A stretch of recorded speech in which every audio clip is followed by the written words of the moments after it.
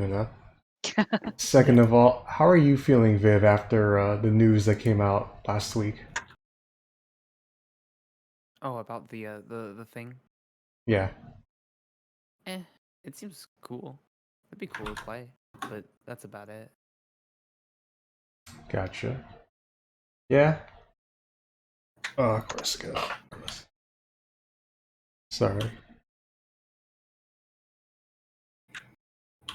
And, yeah, the rest of you all doing well?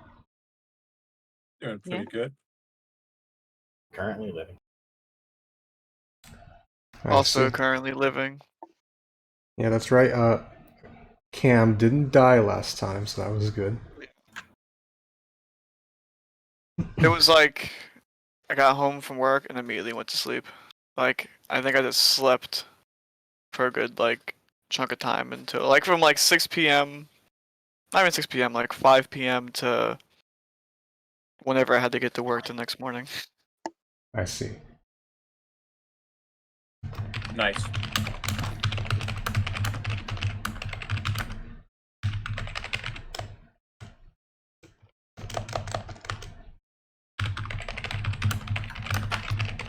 So I just gotta get this stream stuff out here.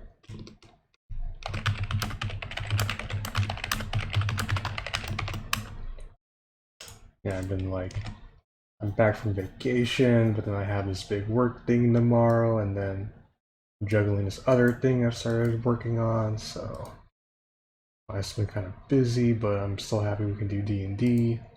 Hell yeah. So happy we're all still having fun. Gonna finish posting it. Alright. Do you all want to get started, or is there something somebody wants to say or do now? I would like to say one thing first. What? Send it. Hell yeah. That bastard.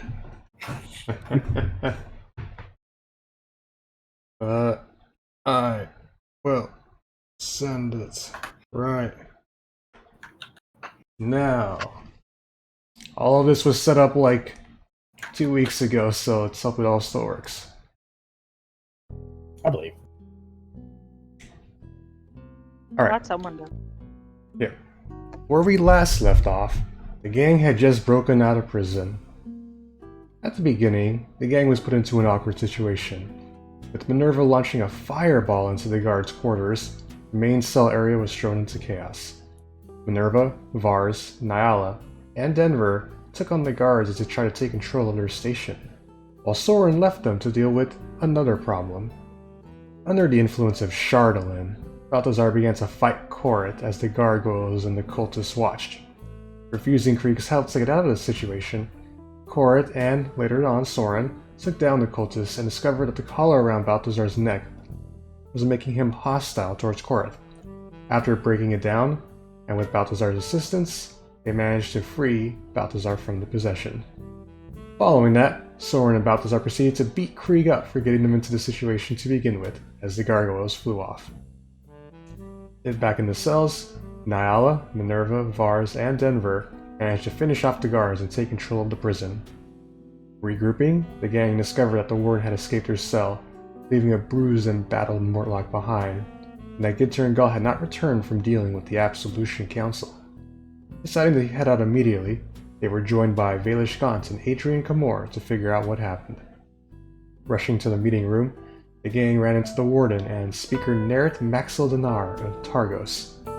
Nareth revealed that he was the Zhentarium leader in Icewind Dale, and had taken the job given that Adrian failed to do it properly, way back when. The gang also learned that Nareth managed to frame Roxy through use of doppelgangers, as he also was able to essentially take control of the Absolution Council as well with those same doppelgangers. And then he brought out a Roxy with him. Having enough of this, Minerva once again started combat as the gang took on the Zhentarium leaders.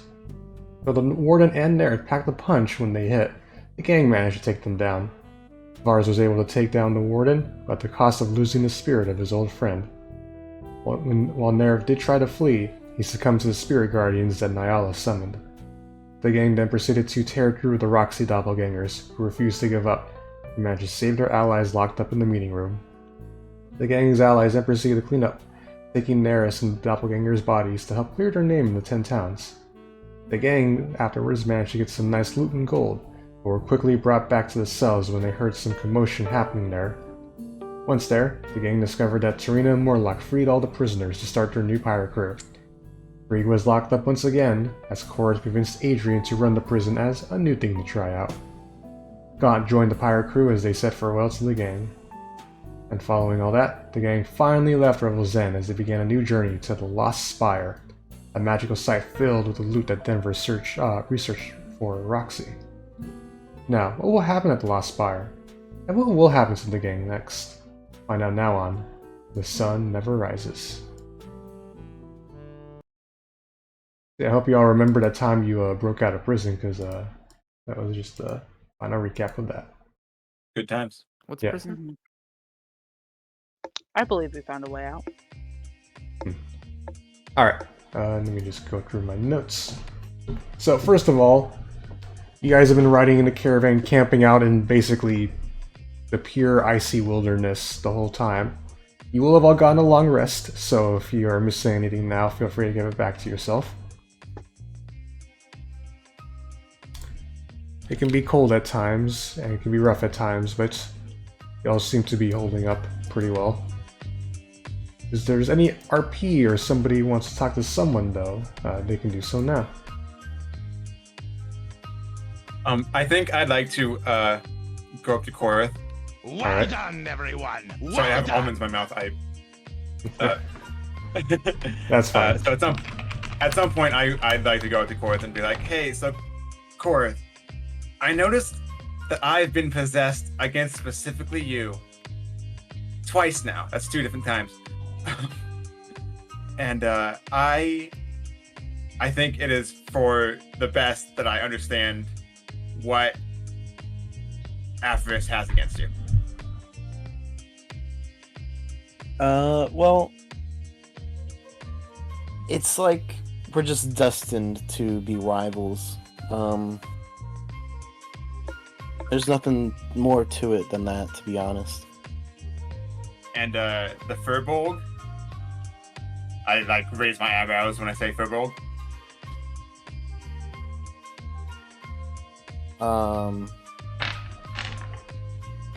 Furbolg. I'm saying this away from everyone else, by the way. I took him aside. Yeah, it's from like during a night when you guys are camping. So, Correth, you would know he's referring to one of the main leaders of the Feywild and someone you serve, Barrow, the spirit of Barrow Green. Yes, there was one time when I was possessed that Avon sent me a message that was about your Furbolg bastard master or something like that. Yeah. I mean, I hold on to my little pendant, and I say, sorry. I just come from that certain place, and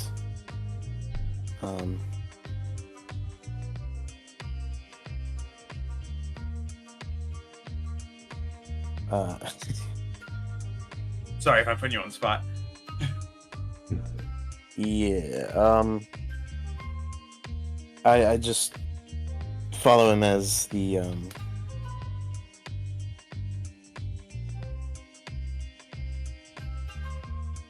as a follower of him. I try to do my best to love and protect the nature around myself, and it's just the ideals of his that I enjoy, and I don't know. I keep to myself about it for the most part, but yeah. And Avarice is against all that, sounds like? I'd say so. Alright. As this comes to an end, Balthazar, roll me a history check. History check, yes sir. Boop. 12. Alright. With a 12, you know that, things from like I'm assuming Cora, did you ever tell Balthazar like you're from the Feywild and stuff like that, or not really? I feel like I at believe least- it's come up before. Yeah, I feel like at least Kreeg has put it together. Yeah. All right. Well, essentially, you know from a 12 that like, people who serve the Feywild and then people who serve like the Nine Hells and the Devils don't really get along too well. And so while you're still trying to piece together who's serving what and for what cause or whatever, though, there is some truth to what Correth is saying in that him and Avarice have just been like chosen by people on their respective sides to duke it out here. Okay. All right. All All right, right. bud. Good talk. Clap him on the shoulder. And I just wanted you to know I don't take any offense to anything that you said while under the influence of avarice. I appreciate that. I said some shit. Yeah. I mean, yeah, Balthazar, by this point now, you know what you saw that night was more of an illusion, even if it did feel real at times. Mhm. Alright. So, if nobody has anything else they want to talk about, we'll move on. On the third night of your guys' expedition to the Lost Spire, as you camp out for the night, you see some smoke off from the distance.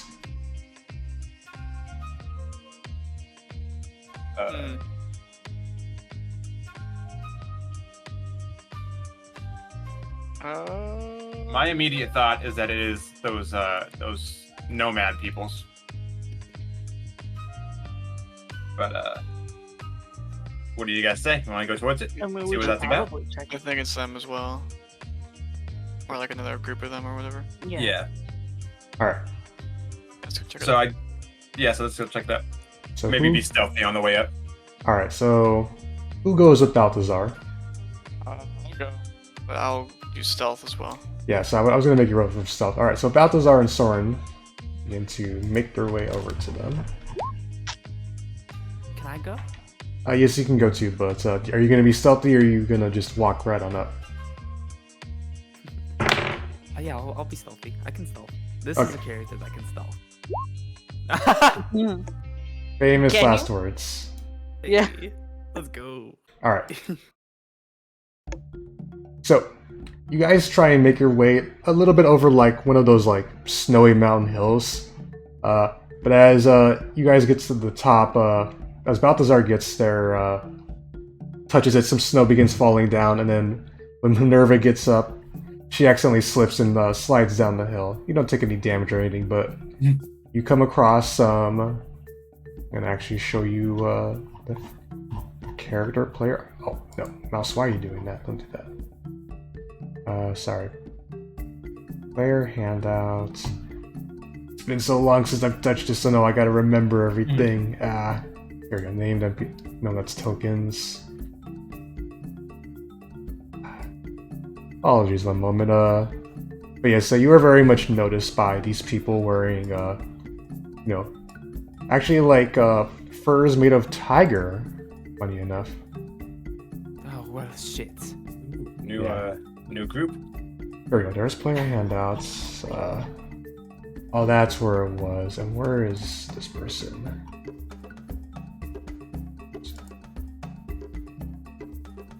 Alright, there.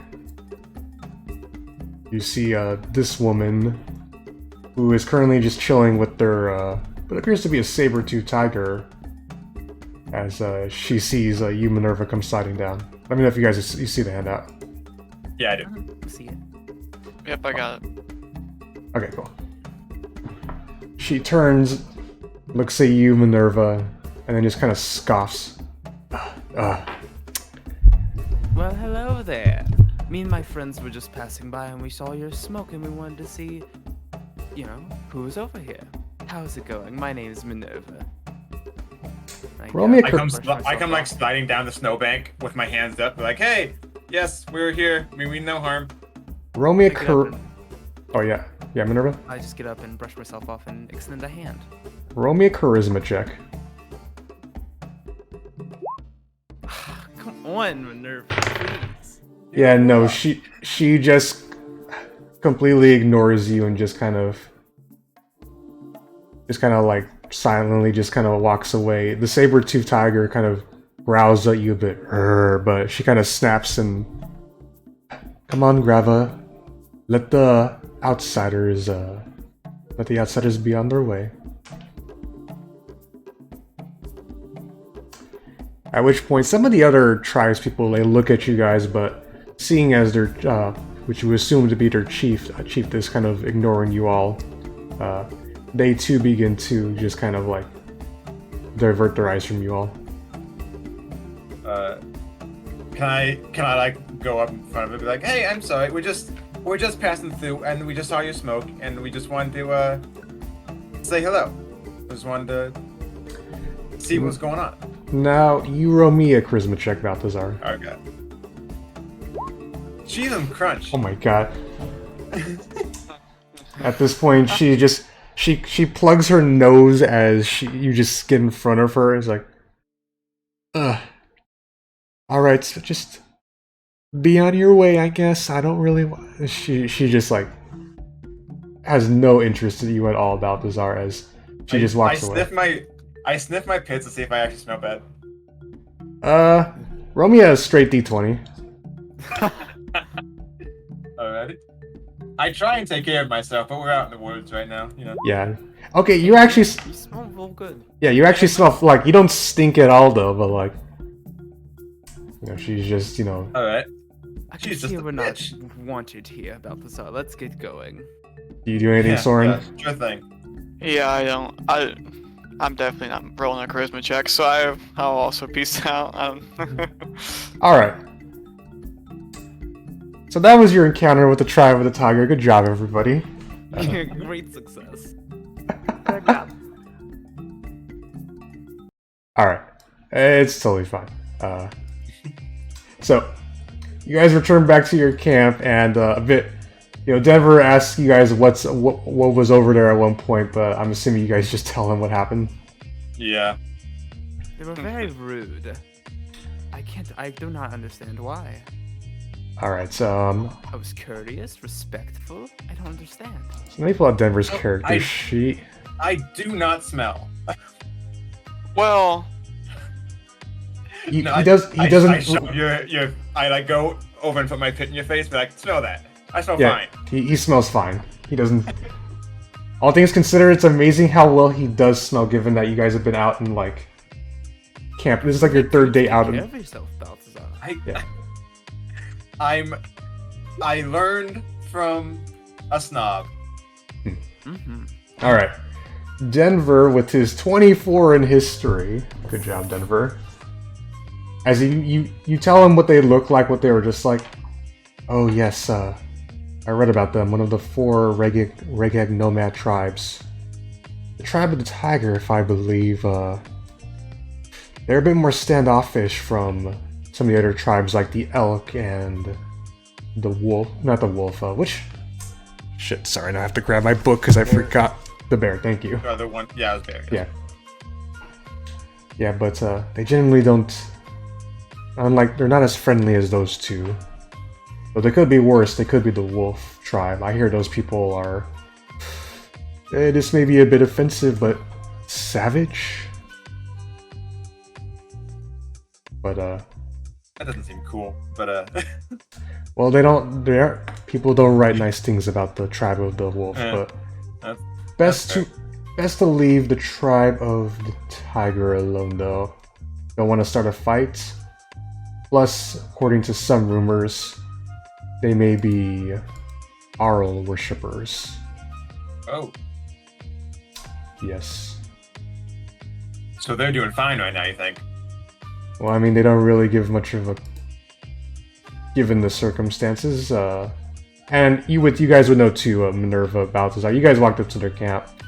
They weren't like, they didn't look like the tribe of the bear where they were like scrapping for food or anything, though. They looked like they were doing fine. Yeah. Oh. Uh-oh, someone's not doing good right now. But, yeah, Denver kind of just wraps that up with, well, you can either go, I would say just to leave them alone. I mean, you could go back and try and communicate with them, but I don't think they want to deal with outsiders, and plus, given who they probably worship, I don't know if we would all get along that well. Aside from all that, I think the bridge is pretty adequately burned. That it is. Alright. Anybody want to do anything else tonight? Actually, I want to. I don't know if I have this on me. What do I need? Let me see. One second. Check. Alright. What were you gonna say, Sorrin? I was gonna say, nothing for me. Okay. Some meditation. Uh, Alright. That sounds good. I'll try to I'm play writing my in my lute. book, I guess. Alright. What was that, I Correth? wanted to. I'll try to play my lute. Okay. Oh, yeah. No, I want to meditate. What were you gonna say? Cast this. Jesus Christ, he just drew a It's wall fine, tech. familiar. Listen, Okay. it's Alright. familiar. Yep, and cast it free. What does your familiar look like? I have a cool thing because of what I got. Yeah. I want it to be a pseudo dragon. Okay. So a little purple dragon just kind of like you're able to summon it, perches itself on your shoulder. You can speak with it telepathically, if I'm correct. Mm-hmm. Yeah. And boy or girl, by the way, Viv. On the pseudo dragon. I don't know. Dragons are weird. All right, I'll just give it a. Hey there, Master. How you doing? Hello. Hi there, friend. All right. Better have my stats ready if you're gonna use me, and make sure you DM them to the DM. Don't worry, I will. All right. Okay. And Correth, roll me that performance check too, by the way.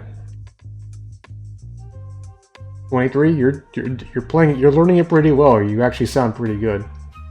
Sorrin can actually meditate as Correth plays. I'm getting better, guys. And there's the. How much time do we have in our travel? I mean, generally, you're basically. Headed somewhere? Or? Yes. So on the I have the map pulled up, so Denver will just kind of help show where things are. You guys are coming from Revel's End, and he's trying to get you all to this place, the Lost Spire of Netherall, which is over here, closer to the East Haven region. Yes, Nayala. My estimate would be about 4 or 5 days travel from Revel's End, and currently that we're on the 3rd day, and we have all those rations stored in our caravan as he kind of taps it, because the caravan was given to you by Garrett and Keegan, who were pretty well off. Why do you ask? I want to use my bag of tricks. Alright, sounds good. 2. Oh, wait, no, you have to roll the die. Is there a dice you have to roll, I think? There you go. 4. You get a boar. Hell yeah, that's it. It just kind of squeals and then nuzzles up to you. Sounds good. Alright. What are we gonna name this one? Whatever you want. Alright, give me a sec. Avon, you can keep going, okay? Think of a name. Well, with that, you guys will sleep through the night. Nayala, you have a nice boar pillow for tonight. And in the morning, you guys set off once again. How long does... It's only 24 hours? Correct me if I'm wrong, Nayala. Until the next dawn. Okay, so yeah. So, not that long. Alright. Well, funny enough, as it does actually get darker out, though. You do, you'll see, oh, sorry, I gotta read my notes right, just to make sure I'm correct. Denver will kind of, take the caravan a bit of a weird direction, but as he kind of looks at the map he has and where he's kind of drawn things out. Alright, I think it should be this way. And as it approaches about 5, 6 in the night, you guys see a 20-foot high, irregularly shaped spur of rock that juts out of the tundra ahead of you. Its smooth and shiny surface seems like there's no way it could have possibly been worn down by the wind. No, as Denver kind of pipes up, I don't know, this protrusion looks utterly out of place. As if someone just stuck it in the ground. Alright, you guys want to go into this tonight? Or you want to camp out and then go in first thing in the morning? I think we found it.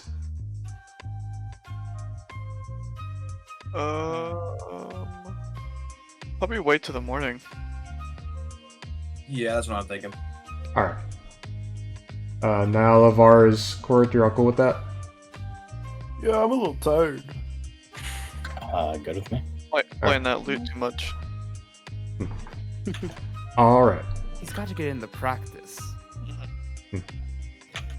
Alright. So with that, you all camp out for the night. You're about like a couple hundred feet away from this protrusion. Now, unfortunately, the boar does go away. Yeah. I think I'm gonna name it Scar. I don't know why. Well, Now that it's gone. yeah, as you name it Scar, I named it. I was brainstorming all day. as you name it Scar, it just fades away. I mean, you have it just like you're Goodbye. petting it. You're petting Goodbye, him. Scar. Till next time. You're petting him, and then you just go, "Oh, I got the perfect name for you, Scar." And then as you're petting him, he just slowly fades into nothingness. Till next time, old friend. Alright. So, everybody camps out. Everybody has a nice long rest. Denver actually gets you all kind of pretty up early in the crack of dawn because he seems really excited for this. As you guys make your way towards this giant stone protrusion, So where are we at on the map? you see where I have Lost Spire of Netheril? Like, Oh, that's it. yeah. So you got from here to here. Your basic your travel thing has just been so wacky since so you get to Lonelywood, went to Revel's End, went to here. You see the arrow, right? Yep. Okay, cool. Yep. Alright. So as you make your way forward to this kind of like weird stone protrusion, can I have you all make me history checks? Sure. And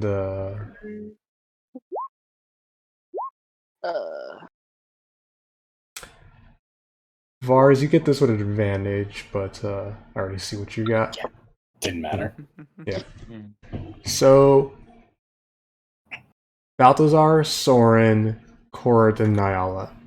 As you kind of walk up to this giant, weird, like, kind of stone structure, you're all able to kind of piece together that, you know, this is very much like not a natural rock, but like this is man-made. And Correth, within that 20, you know that someone was using magic to like, this thing was carved using magic, so you know it's like extra spicy. I see. Yeah. Extra Why are y'all looking at that ordinary stone? That's no ordinary stone, Vars. Really? Don't say. That just looks like any old rock to me. And I know my rocks. Yeah, you do. Alright. And I guess for the people who didn't pass, so Vars, Minerva, can two of you roll me perception checks? Sure. Can I have my dragon roll perception checks too? It's perfectly fine. Just make sure you, you know... They have advantage, by the way, on perception checks. Perfect. Let me actually I'll just open that up now so I have it on me. Where's my perception at? Oh, there it is. Oh, I don't get advantage. They get advantage, though. Okay. Well then, yeah, you just roll me a d20. Alright, so 19 from the pseudo-dragon. Alright. So as the two of you are kind of walking about, your pseudo-dragon pipes up, "Whoa there, master, be careful. You almost stepped into this hole." As you look and you see like a big old like kind of like hole like that you almost walked into. Oh shit! Thank you. Thank you. No problem. So how big is the hole? What kind of hole is it? Like, Say what's that? What's in that hole? It appears to be like a 5-foot diameter tunnel of sorts, so like you can definitely fit a person in there. And it seems to go down. just go straight down, or is it like a Like a what slide? kind Like a mix of slide and a mix of like tunnel. I'll say your pseudo dragon does tell you with because it got a 19. I wouldn't just jump right in there, master. I don't think if you're careful getting down that thing, you can hurt yourself pretty bad, given how slippery that ice is. Go. Could you go take a look down there for me? Why, certainly. And your pseudo dragon begins to fly down, and I'm checking. It does have dark vision. 60 feet. Yeah.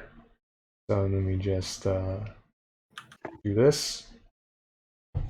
As you hear after about like 2 or 3 minutes, you hear in your mind, Master, hate to be that guy, but no, can't get more forward than this. There's some like nice, like there's a lot of stone here, nice room, but there's a door and I can't seem to open it.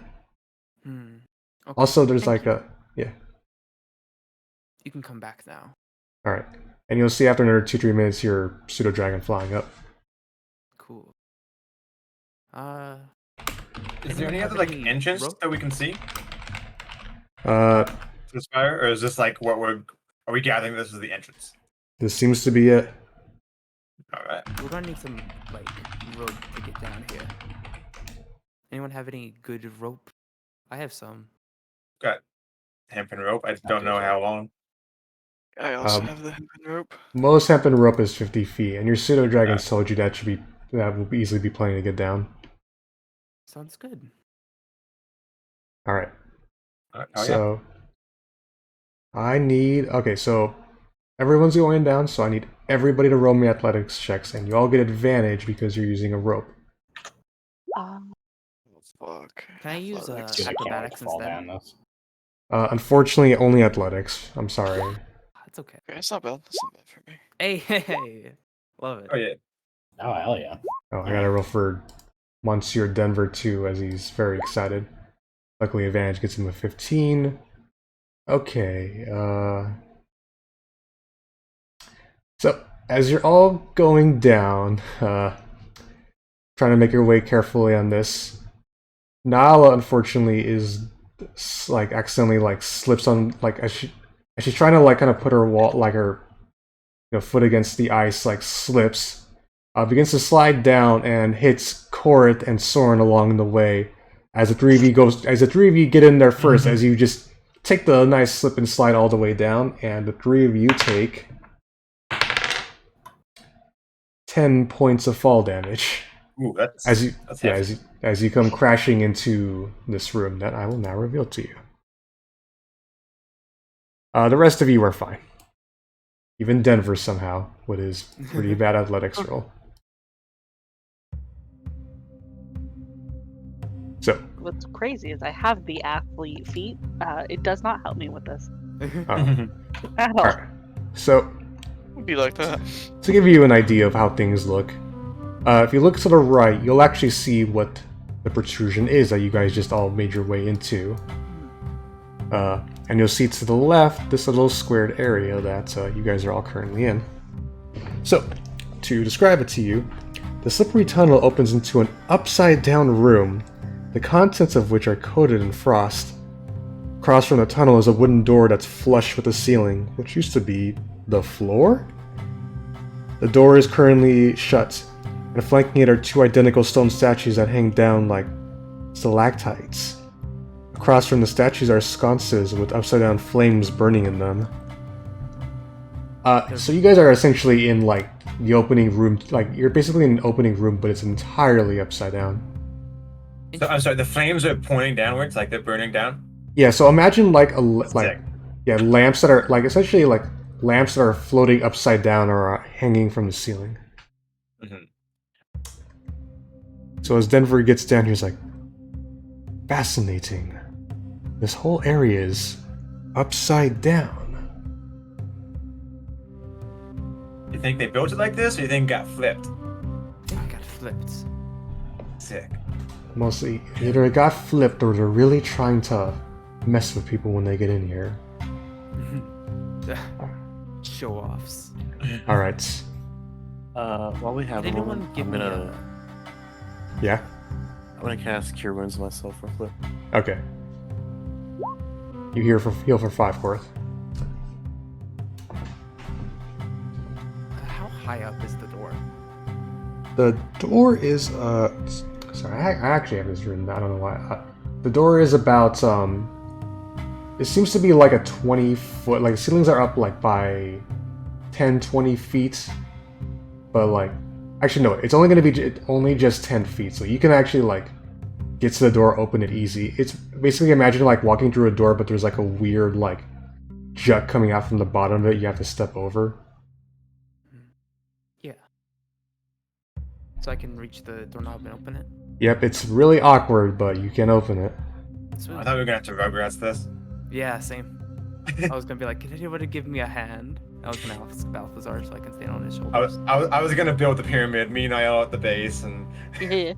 Yeah, I mean, like, well, 10 feet, yeah. I could reach that.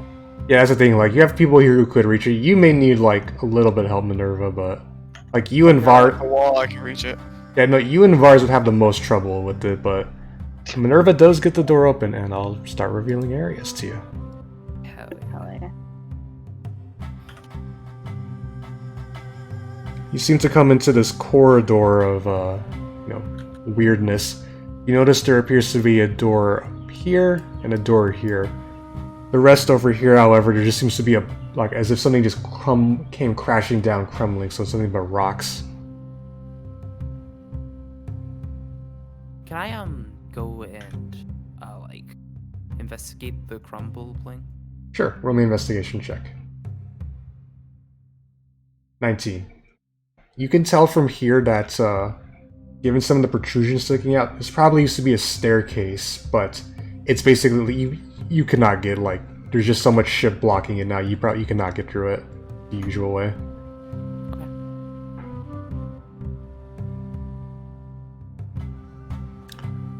What would the rest of you like to do?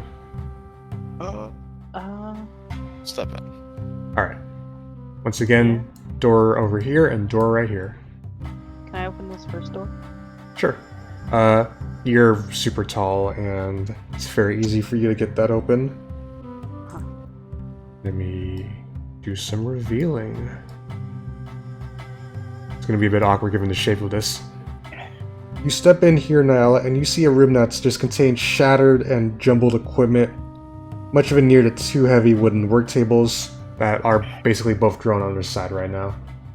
Does it look like they were on the floor and then when it was flipped, they all fell? That appears to be so. You notice there is a door right here, though, too.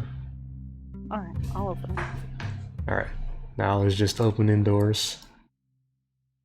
Alright, as you come into this room is covered with shards of glass, frozen pools of spilled fluids, and the wreckage of 2 cabinets. But you notice in the niche far corner of the room, a metal chest is bolted to the ceiling. So you notice right up here now, like up on the ceiling of this room is like a chest that's just sticking upside down. Can I reach that? You can reach it, but the chest is currently locked. Can I not pull it down? Roll me an athletics check. And what did you just do, Minerva? No, don't worry about it. Okay. Nothing. Literally nothing. Yeah, Literally nothing. Alright. Alright. What am I rolling? Athletics. You're basically just trying to use brute strength to just yank this. 25. You do it. No problem. Just like you pull out the muscles for that one as you kind of now are holding this locked chest in your arms. Is there anything else of value? Can I tell what the liquid is? Investigation check. Uh, Nat 20. Alright. you're able to tell that this appears to be a potion storage room. As you look at those liquids and like put your fingers to the frozen parts of it, it's like, yep, that be potions. Nothing else of value seems to be in here, but you clearly can tell, given how well preserved this chest is, if you can get it open, you can probably get some nice potions from it.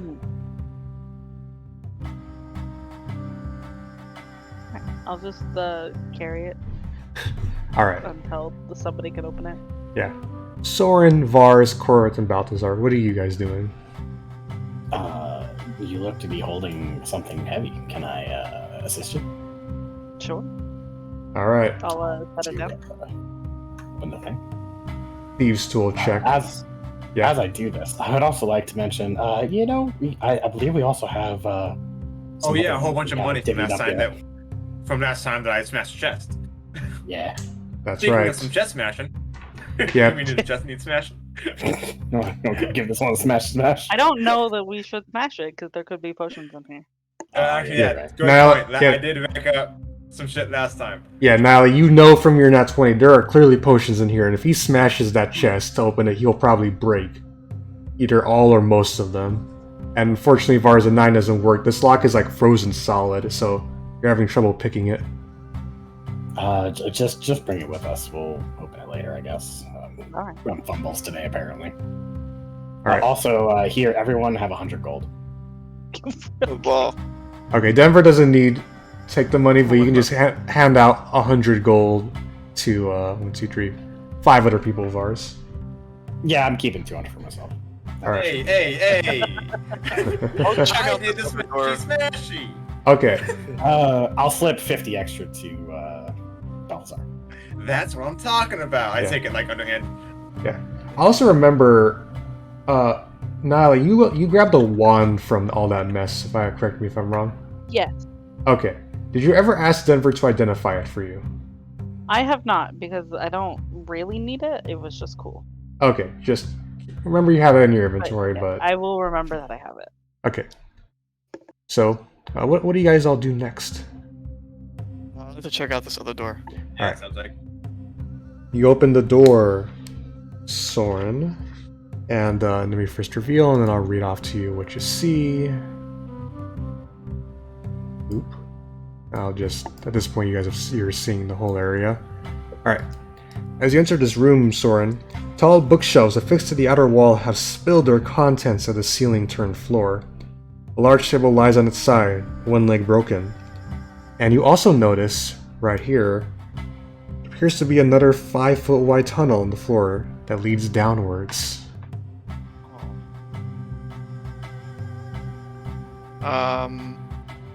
Can I like investigate the bookshelf? Sure, roll me an investigation check. Okay. 19. So, with that roll, you find a few things, Sorrin. So, most of these books are essentially kind of ruined. Like, they've either been destroyed, they're basically illegible, or like they're just super damp and like the frost basically just ruined all the pages. You're able to find in the corner 3 books that are actually still intact though. One is this book called The Magical Wonders of Netheril. Another is called Mysteries of the Farium. And the third one is called Wizards in the Hollow. So, and as you kind of flip through these books, you notice tucked into the Wizards in the Hollow book, it appears to be a small key.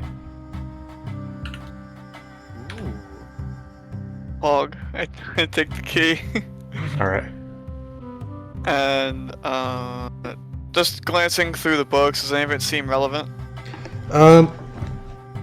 Okay, I'm gonna need you to roll me another investigation check as you're trying to speed read through these books. I'm just looking for keywords, basically. Okay, another 19. Nice. Damn, 19. you're doing well on this. So, the first one, The Magical Wonders of Netheril, is this book on, like it seems to be a book about this interviews with these archmages and wizards of like Netheril, though, like the Netherese and stuff you've heard back when Gant was talking about. It's talking about ancient elven magic, and then creation of these like kind of these strange, magical devices that are sketched in here, though. You can tell with a 19 that even if you don't have too much interest in this looks somewhat valuable. The second one, Mysteries of the Farium, is essentially a book about... You recognize immediately, this is about the Underdark, and of these strange, terrible creatures within them. The third one, Wizards in the Hollow, it appears to just be a fiction book about 3 Netherese wizards who, party it up and are heroes across the land, though. A bit more of a puff piece. Okay.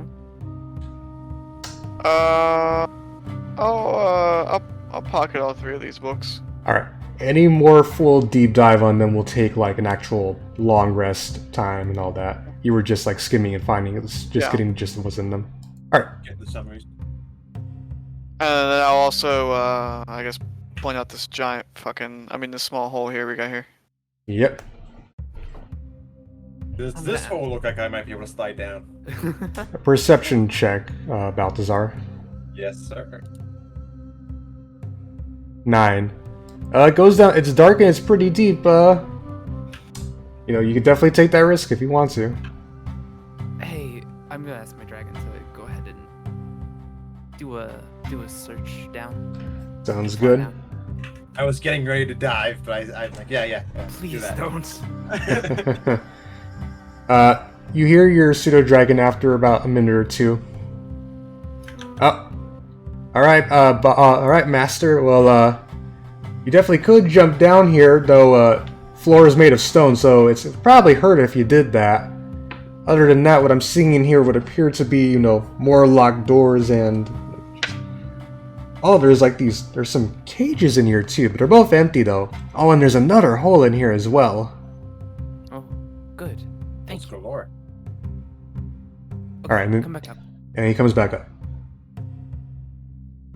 Okay, more rope. Yeah, let's rope it down again. Sounds good. By the way, oh yeah, sorry. I'm gonna go last this time. Okay. I will go first. Sorrin, before we move on, did you want any healing? I saw. No, I'm good. Well, you and Nayala fell on me, so. No, it looks like you took the brunt of the fall there. I'm pretty good for right now. Alright, I was just making sure. Yeah, Same thank you. goes on to you as well, Nayala, if you wanted any healing. No, it's okay. Alright. Can I have everybody assuming you're all going down, everybody once again, athletics checks. With advantage because you're using the rope.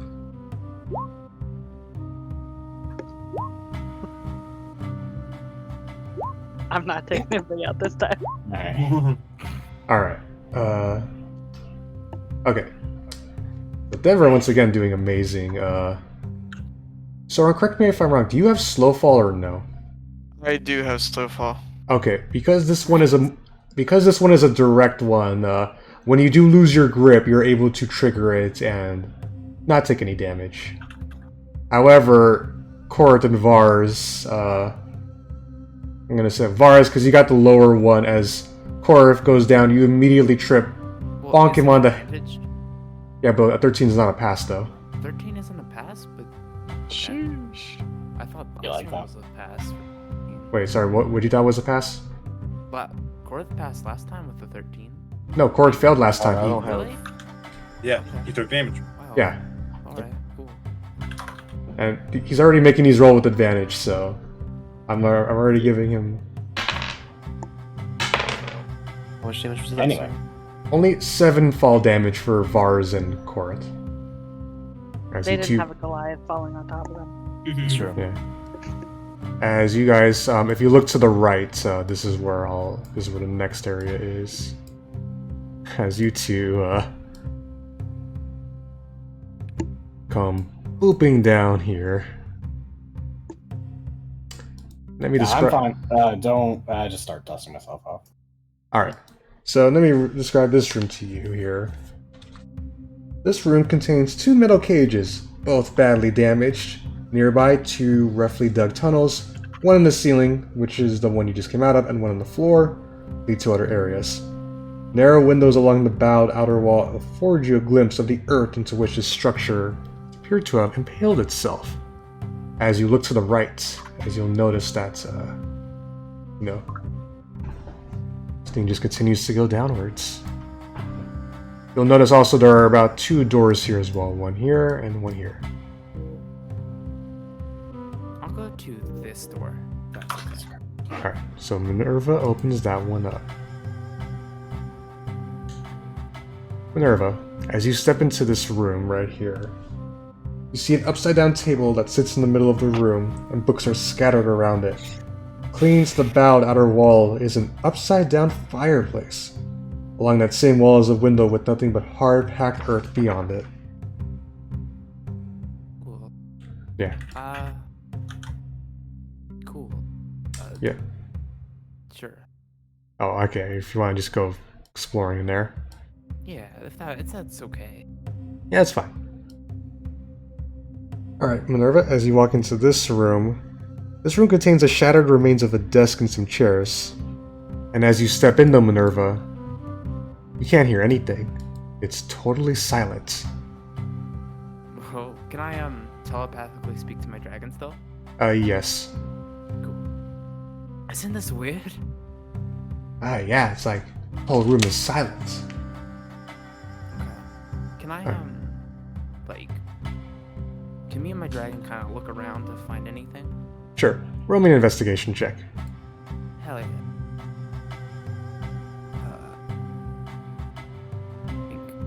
And then this is one from Pseudo Dragon as well, or no? I'm gonna say no, but with a 16 you'll find what's of value in these 2 rooms. The room you're in right now, nothing really, just like a room that's just totally silent. As you walk back into the other room where Balthazar is currently with you, you guys go through the books as well. Most of them are also destroyed or ruined. 2 of them are actually still readable. One is called Ajamar's Guide to the Fantastic, and the other one is called The Unfettered Mind. Cool. I'll pocket them, I guess. Can we flip through them real quick? Sure. Here, Alright. I'll give one to Balthazar. Both of you roll me investigation checks. 13 and 7. Balthazar, Minerva handed you the Ajamar's Guide to Fantastic. This is a book about illusion magic, and just about kind of ways to use illusion spells though. As for you, Minerva, as you're reading through this book, The Unfettered Mind, it just sounds fucking ridiculous. They're talking about, being able to extract brains, put brains into jars, and essentially live forever as a brain in a jar. Huh. Alright. Metal. Cool, I guess. Alright. Fucking Do you- weird. Yeah. You- Pocket these. Okay. Is Balthazar taking both books from Minerva, or do you let him only have the one? I'll keep the one I have, and he can have the other one. Okay, sounds good. What are the rest of you up to right now?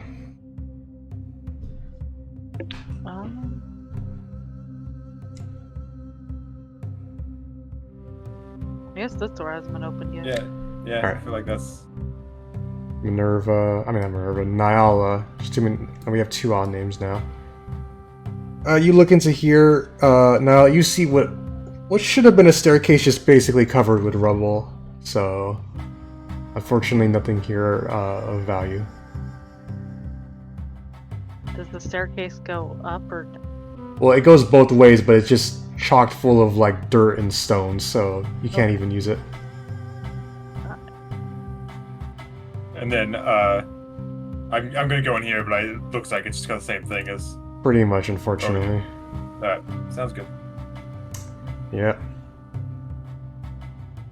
Alright. Correth, Sorrin, what are you 2 up to? Patching myself up, patting myself off from falling for a second time. Yeah. Yeah. Nayala, you're still holding the chest, by the way, if I'm correct. Yeah. Okay, good. Because you didn't fail your thing, you didn't drop it at all, so you're still good.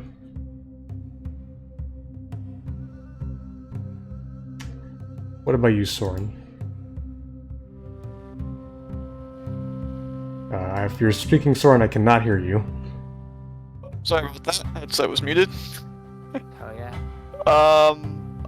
Checking out the hole. Alright, roll me a perception check. Wow. 16. 16 seems to be another kind of similar drop down. You'll notice what appears to be as you kind of are able to, since you have superior dark vision, you notice that you see lying down the ground, down that a ways, just to be, there seems to be equipment and stuff, but you know, that's all you can really notice. It's a similar drop. Yes.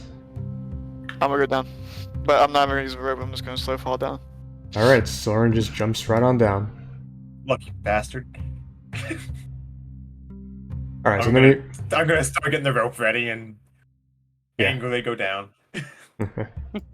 Is anyone doing anything else up in level 2 before I read what Sorrin finds? Nope. Alright, I'll take Kahuna's quiet as he's good. Alright. So, Sorrin, as you get down here first, this chamber what appears to be would have been a wizard's laboratory, as evidenced by the upside-down storage cupboards and empty shelves fastened to the walls, the shattered glass and alchemic equipment strewn across the floor, and the arcane symbols that paint on what is now the ceiling. You will notice in the middle of the space, 5-foot wide passageways punch through the ceiling and floor that lead to the other levels, as you immediately look to your left as you see another hole here. Near them, a partially collapsed wall exposes another room out this way, and in addition, you see door here and door here. Well, I'm definitely standing out of the way just in case anyone falls, so... Alright. No. Everybody else, roll with advantage to climb down.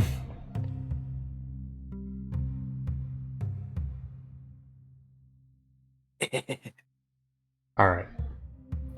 Rip. Balthazar is fine. Correth is fine. Minerva, you're fine. Alright, let me just roll for Denver. Athletics, let's see. Will his luck hold up? Nope, his luck does not hold up. Ooh, baby. Yeah. Even with the, No. even with his he has advantage, remember, but that's still not enough to pass. Alright. Now, you're trying to kind of climb down this rope while carrying the chest too, and it's too much though. And I'm going to assume, would you rather ditch to, like, save the chest versus yourself, or would you rather keep yourself from taking too much damage but sacrifice the chest? Can I try and have my dragon grab the chest? Will you allow this, Nayala? Yeah, Okay. that's fine. As you begin to slip now, and you see this pseudo dragon trying to help you, like you think, oh, it's gonna help me, as like help you get back onto the rope. It just grabs the chest out of your hands as you fall, and then you smack into Denver as you two come crashing down. You crushing Denver as you take 8 points of falling damage along with Denver. As Sorrin, you just see Denver just trying to like crawl out from under Nayala. I'll Do like a light chuckle. I'll throw a cure wounds to Denver. Be like, what's sorry, bud? Alright. Minerva, you now heal here for 7, thank you. And Minerva, now you have this chest. I'll just give it back to what's her name? Nayala. I'm just like Nayala. Yes, sorry, my brain is gone right now. That's I feel that. That's fine. So, as I mentioned before to Sorrin, and you all see, old wizard's laboratory, another hole right here, and what appears to be another room out this way. And you also notice door here and door here. Let me also just reveal a little bit more of the region. What's going on, Correth? I'm gonna open this door as I'm thinking about how this tower seems. I had seen that this tower seemed to be made by wizards. There's a bunch of wizard stuff in here. It's upside down. Thinking back to the floating cities that the gods of magic blew up. Just thinking about some stuff. Alright. As you open this door, Correth.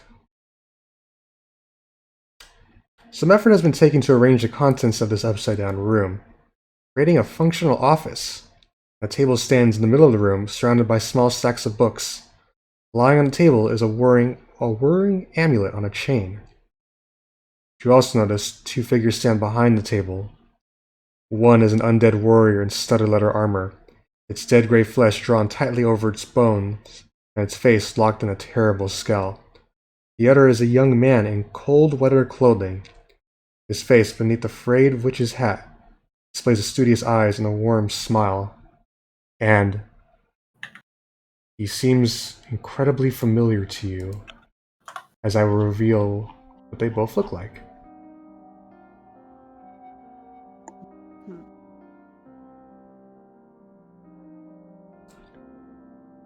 That's sick. I have no idea who these people are. Me neither. They look in there, one of them just stops up. Oh, the one who's not undead, who's sitting down with one of the books. Oh, hi, welcome to the Lost Spire. I'm assuming you too are a man interested in the magical arts? You could say that. My name is, what is your name, traveler? The name's Correth. Huh. Hello, Correth. My name is Dazan. And when you hear that, Correth, roll me a history check with advantage. 21. Maybe. You knew of only one Dazan, Correth. And last time you checked, he was wearing a red hat and was burned alive in East Haven. As you can see, this man, you can swear you've seen this man basically buck naked before on fire, but this time he's wearing clothes. I've heard about you. Huh. Oh, you have? It's great to hear. So, have you seen your tiefling friend recently? Or compatriot? It might not be friend, you know. Sure. Oh, I think I know what you're referring to. It's been a long time since. Is that a good thing or a bad thing in your opinion? Yeah, probably for the best. But I don't... Correth, was it? How about you sit down and, oh, don't mind Krintos as, he taps the undead creature. He means you no harm. You seem nice enough. I'll sit down. Alright. Do you alert your other party members of what's over here? I'll, like, peek behind me and shoot a message to, Sorrin and say, there's some sus people in here, but don't get rowdy. They might be stronger than I think. Alright. As you go and sit down, you'll notice on the table are about 4 books of, like, actual legibility and readability, and this amulet, too. And when you see the amulet, I want you to roll me an Arcana check. With advantage as well, too, given what you've seen. 15. Let me just make sure. Is that enough to pass? It is. Actually, just barely. You notice, Correth, that this amulet, it's pretty big. And it's the exact same shape and size as a certain metal man could use and wear. If you know what that means, or if you need me to flesh. Okay. It's from the goblin place. Bingo.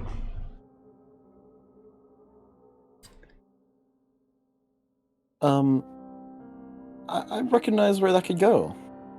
Huh, really?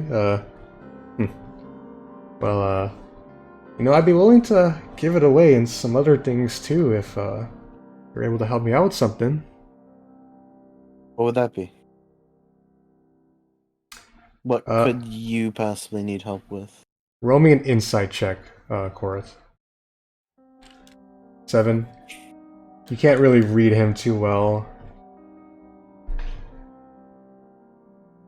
Alright, let me ask you, Correth.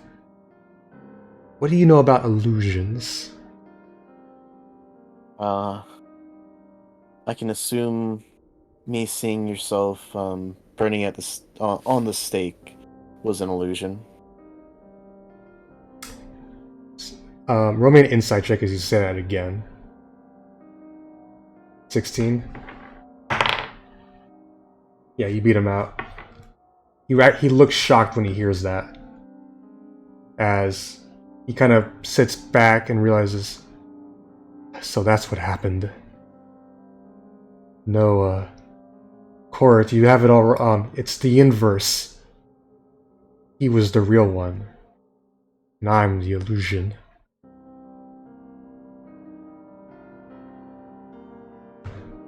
Well, Okay, I so mean, let me. I'm assuming you're not a wizard. I deal with magic, but not in the intellectual sense. Okay, well then, you know someone who does, and maybe we can help explain it to you. When I heard that loud thud outside, I wasn't sure if that was you crashing down or someone else. Yeah, I could call him in if you want. Only if you want, though. There's quite a few of us out there, but Well, I didn't want to invite anyone unannounced. Well, if Dazan is really, if you really saw him being burned at the stake, then I think we can work something out. As he kind of holds the amulet in his hand, awaiting you to get the people. All right. I peek my head out. Hey, Denver. You're pretty smart in the arcane sense. Could you come in here? Certainly. And Don't be freaked out. why would I be freaked out as he looks in and he sees, oh my. He leaves the door open at this point so you can all hear, or is there like, I'm assuming... I'm definitely eavesdropping. Okay. Yeah, we'll leave the door open. Alright. So, Correth, do you know what a simulacrum is? No. Okay, you don't even have to... At which point Denver pipes up. Oh, I'll let him roll with advantage too, because he's actually a... Denver kind of pipes up, smiling. Well, as a wizard of the School of Illusion, Correth, it's pretty simple. You see, essentially, you know, illusions can be made as Denver casts like minor illusion kind of on the, like, you know, of a mini Correth kind of strutting on the table. You can make things kind of, you know, you can make illusions, but they're not really physical or touch-through. However, you can make more powerful illusions, though, if you have the right materials for it. A simulacrum essentially is an illusion made out of, you know, snow or earth that basically can mimic its creator, though. It's almost like a second one. Though, of course, it's much weaker than the original, and, you know, it's clearly not human, given that the fact that it doesn't need things like water or food. As you kind of realize, Correth, that this guy has to be some sort of magical creation, because you cannot survive in here because there's no food or water, though, if you were going to stay here for extended periods of time. I'm gonna shoot a message to Denver and say, is this a permanent spell, or is this guy on a timer? So me out of character, I want to say it's permanent, but I want to make sure it is, I'm not like bullshitting you on that.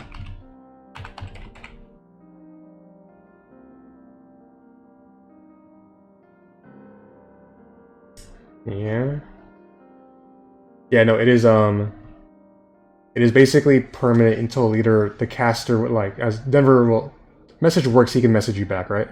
Mm-hmm. Yes. Yeah, Denver, yeah. So yeah.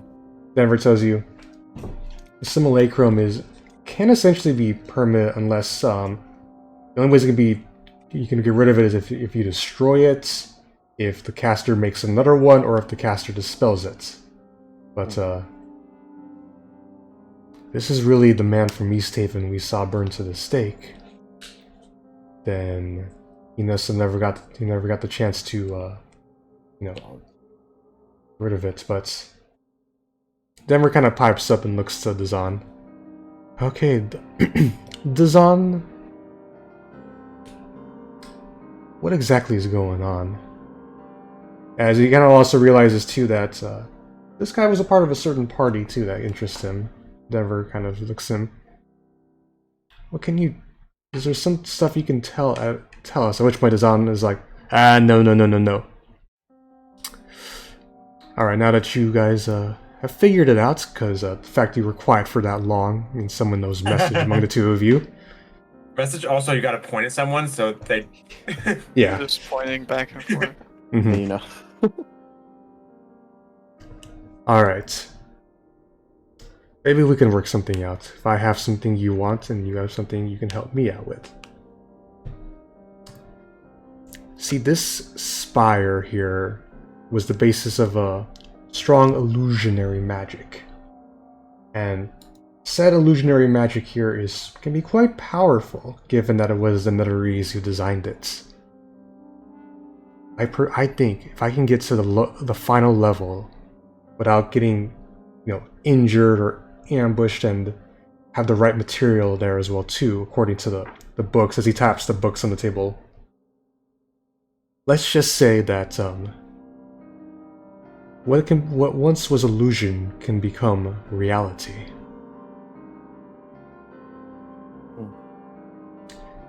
Denver does pipe up. I guess that makes sense. The Netherese were powerful wizards. I guess it's not out of the realm of possibility they can make illusions real. And as Zahn kind of... Oh, yes? I understand all of this. I just want to make it clear. I'd have to assume that your friend here is just to protect you? Or Yes. is there a bigger meaning to it? Oh, Krintas, as he kind of looks at the creature, as Denver identifies as a white to you. Oh, Krintas is just my bodyguard.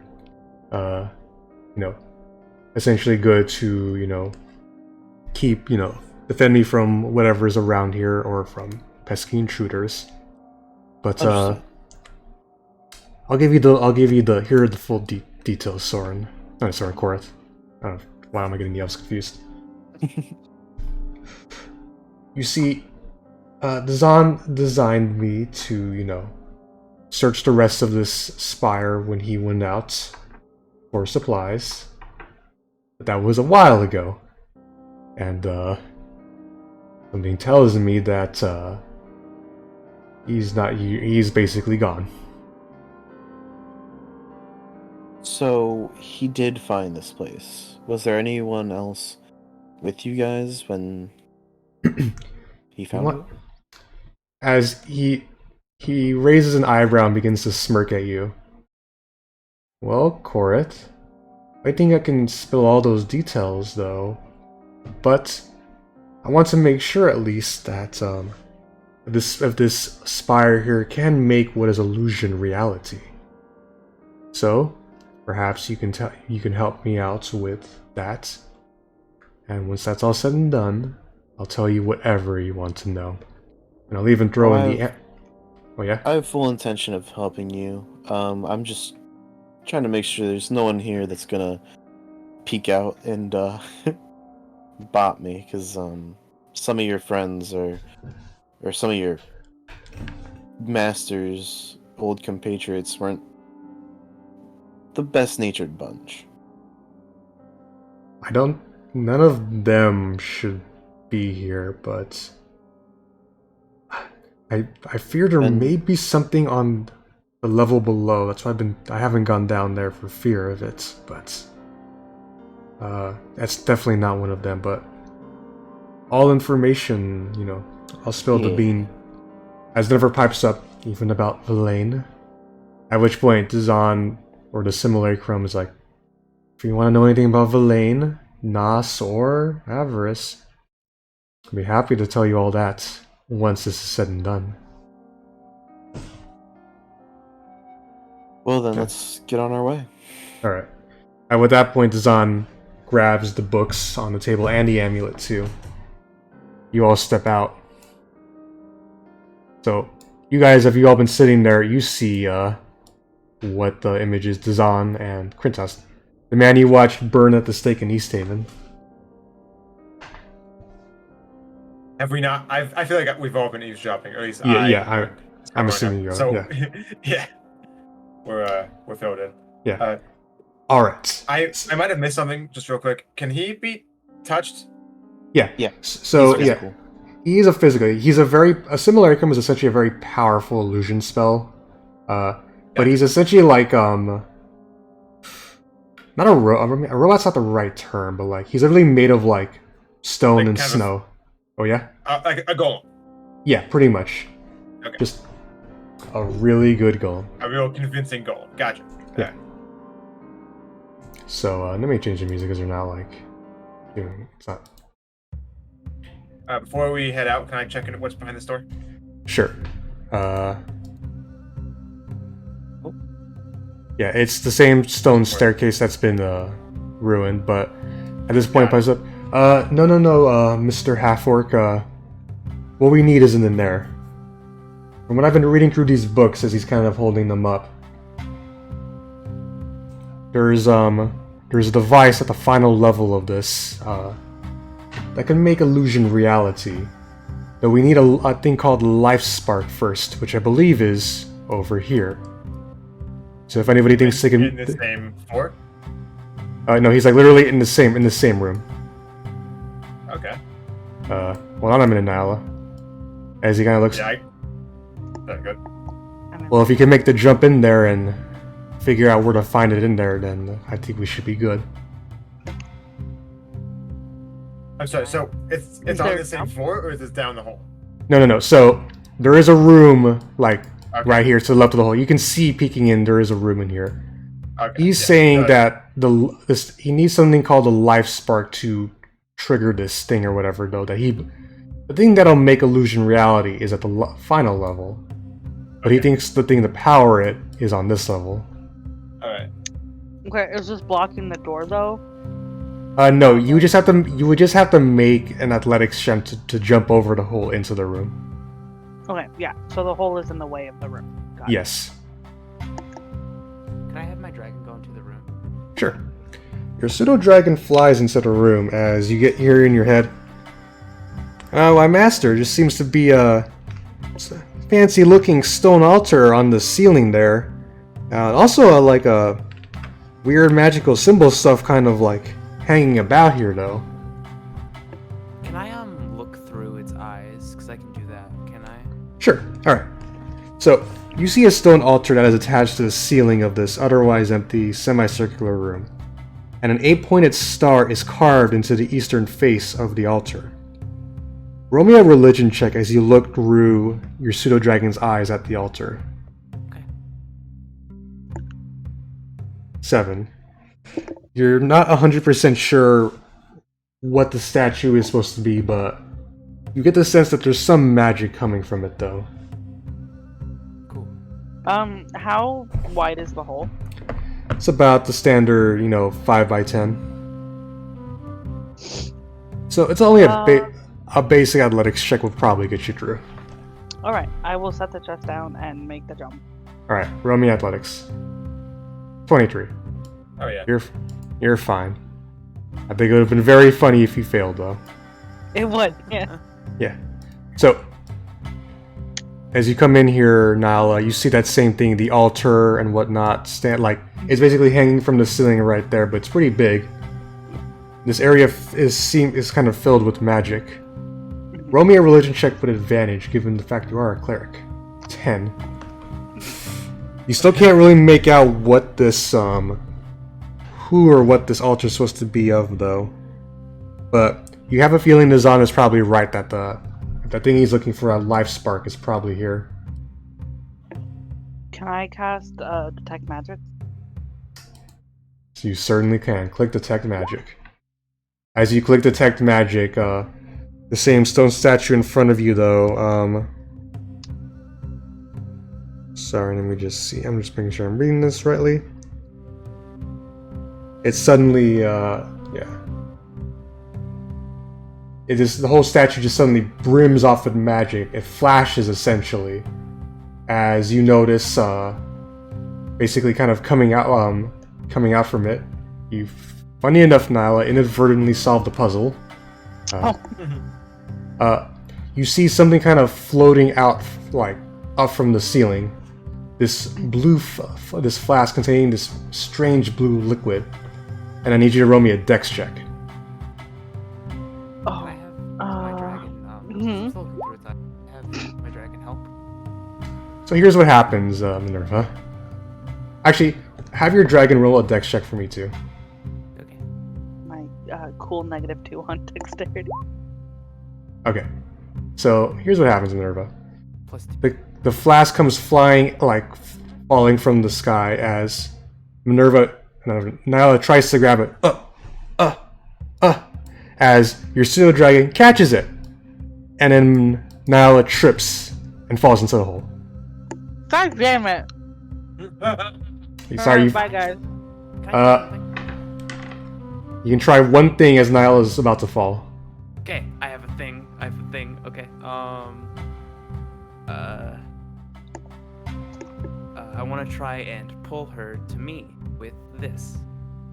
Telekinetic, you reach, and you can. You can fail willingly.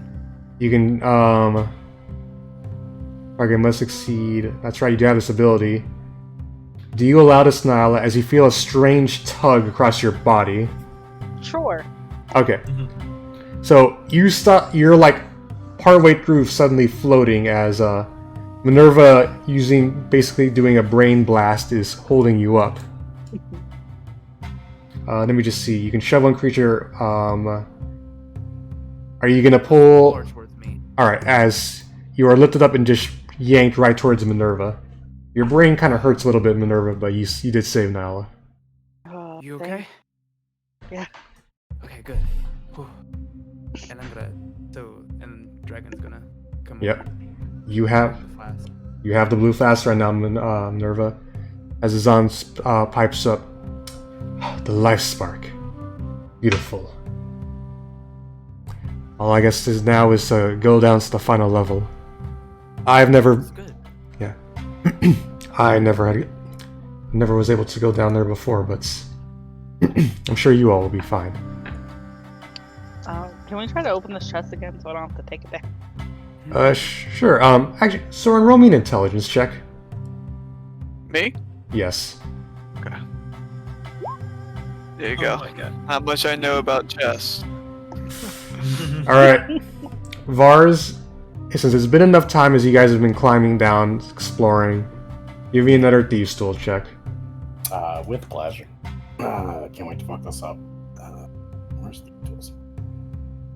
That's Tinker's tools. That's not the right one. While he's doing that, I want to look down at the hole too. Sure. You roll me perception, Sorrin, as Vars, you're able to crack the ice on it and finally open the chest. Cool. There are 4 potions in here, as since you have 2 wizards here with you, they will basically explain each colored one. 2 fucking nerds. Yeah, Dazan's potions of resistance.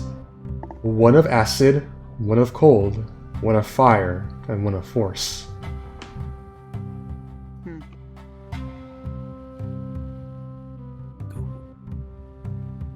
I'll Alright. take the fourth one. I'll take the cold one if no one's jumping at it. I already have cold with this one. Alright, so I have a lot of resistances, but like Yeah. not to any of these. there is an acid and a fire resistance potion left. I'll take fire. Okay? I'll take acid if no one else wants it. Seems to be the case.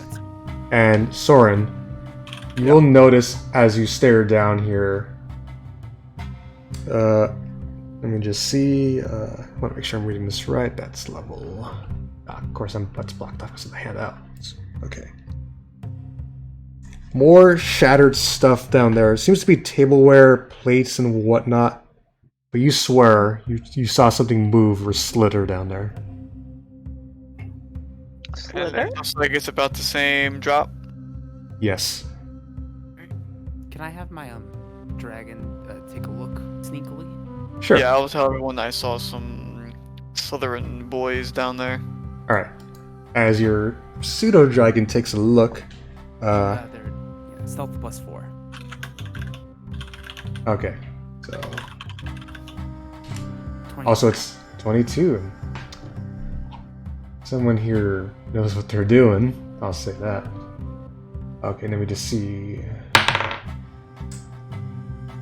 also gonna look through his eyes. Your pseudo dragon tells you, why, master, just seems to be some, broken chairs, tables, and whatnot. And oh, as he's kind of quiet, and he's like, there's this big lizard here. It currently just seems to be at one of the tables. Why are you whispering? We're speaking telepathically, dear. Force of habit. He doesn't notice me though. You can't speak though. I mean, he hasn't seen me flying right now. Is my thing. Yes, but why would it be a force of habit? You can't speak. He comes back. Like, do you let him come back up, or are you gonna keep him down there? Yeah, he's gonna come back up. Okay, he just comes back up. So wait, Silently I the whole- wanted the to whole look through time. his eyes to Mad. see what it was. Okay, so you essentially saw classic Vivian. I have these things planned out, and you find a way around it. You saw this thing. Oh, basilisk. Cool. I mean, Can who I didn't see that do it like a? What would it be? Like a history? Sheesh. This would be a nature check to see if you know the full things about it. Cool. See if I know anything about it. 15. You've heard people have heard of basilisks before. These big ass chunky lizard boys. You also know they're very threatening for the fact that they can turn people to stone if you're not careful. I see. So how can it turn people to stone exactly? If they look at it. Okay. Interesting. It's a look in the eye situation, right? Like Medusa. Yes. Well, it looks like we're dealing with a basilisk. I have an idea. It's not the best idea, but it's an idea. Yes. Yeah. Balthazar is itching to hop down here. Well, it can't really look us in the eyes if it can't see us. You see what I'm getting at? Anyone remember my antics back in the prison? Anyone? Who are you? It's been a few weeks. Did you turn invisible? No. The I imp tried turned to invisible, partner. so you're familiar. No. Okay, listen. I have this spell called Darkness. The darkness, yeah. Ah, things right. I dark. wasn't there. Can't look at it. I was beating up Correth at that point. I don't think it's it looking at us. I think it's us looking at it, right? Same Or, like, thing. You can't look through the darkness either. But yeah, Okay. Denver then pipes up. But wouldn't that make us fighting like really difficult though? I suppose. Well, I mean, I'm good with just slashing things in the dark, but I can't promise any of y'all will make it through. I feel like we can save the energy of casting a spell and put blindfolds on all of us, right? Yeah. Hey, that makes it's true. uh, Then it can see us though. That's Yeah. the issue. It can still see us. Can't we just not look at it? I'm just gonna take some fabric and I'm just gonna start making a blindfold. all right. Yeah, Dazan and Denver do both pipe up. We can cast invisibility on you all. Though of course, if you stare a creature in the eye, that would still be very bad for you. But We're gonna go down there and beat it up anyway, so the invisibility would just kind of be a waste, I feel like. Yeah. I mean, unless we just want to get in and get out, sneaky like. Sneaky like. You know, I don't see the chances of us getting in and out of this hole. I mean, yeah. wait, is there an exit on? Do we know there's an exit on this floor? Your pseudo dragon tells you, like, there was no other hole in that room. Like, it's basically the ceiling roof, and there was one door he noticed in that room, in Minerva. There was a door in the room. That's all we had. Yeah. Well, Minerva, me and you both know the big fire spell. Why don't we just both shoot one down there We and could. see what happens? I mean, there's probably some books down there, but We could throw one down there. That would work. just an I idea. just don't know if it would kill it. The thing. Dazan also pipes up, well, I would be sad to see, whatever value in there go away. How would you guarantee be able to get the full range of the basilisk Yeah, stuff? that's true. Unless you had a way to get it to, like, stand right underneath this hole. I have an idea. Do you? I'm already like hammering in a rope or like tying it to something. Like, do you have another idea? Yeah. Can I just have my pseudo dragon like? So tell me a bit about basilisks. Do they have any like ranged abilities other than the stone thing? I feel like that's something that we would not know. On your 15, I gave you what I gave you, so I'm not going to tell you anything else other than that. Actually, you know what? I'll be nice. I'll see if Denver knows anything to help you out with. 16. Denver Price. I don't believe so, Minerva. I think just the fact that if you look at it from a range, you'll just turn to stone. I don't think it can like spit anything at us. Just bite us and turn us to stone. Cool. Okay. I like to imagine that Balthazar like was at least kind of interested in monster stuff when he was studying. Can I do a nature check, maybe? Sure. I mean, you did go to a wizard school. Yeah, but I have 50 in nature, so. there you go. Yeah, Balthazar, you know, essentially, if you're within 30 feet of the basilisk and stare at it, you have a chance of turning to stone. But it can only really bite you pretty badly, though, too, might I add. And that seems to be about it. There's no way like it won't spit or like climb up at you or whatever. Cool. How can I see like directly down the hole? Straight Yeah, shot? pretty much.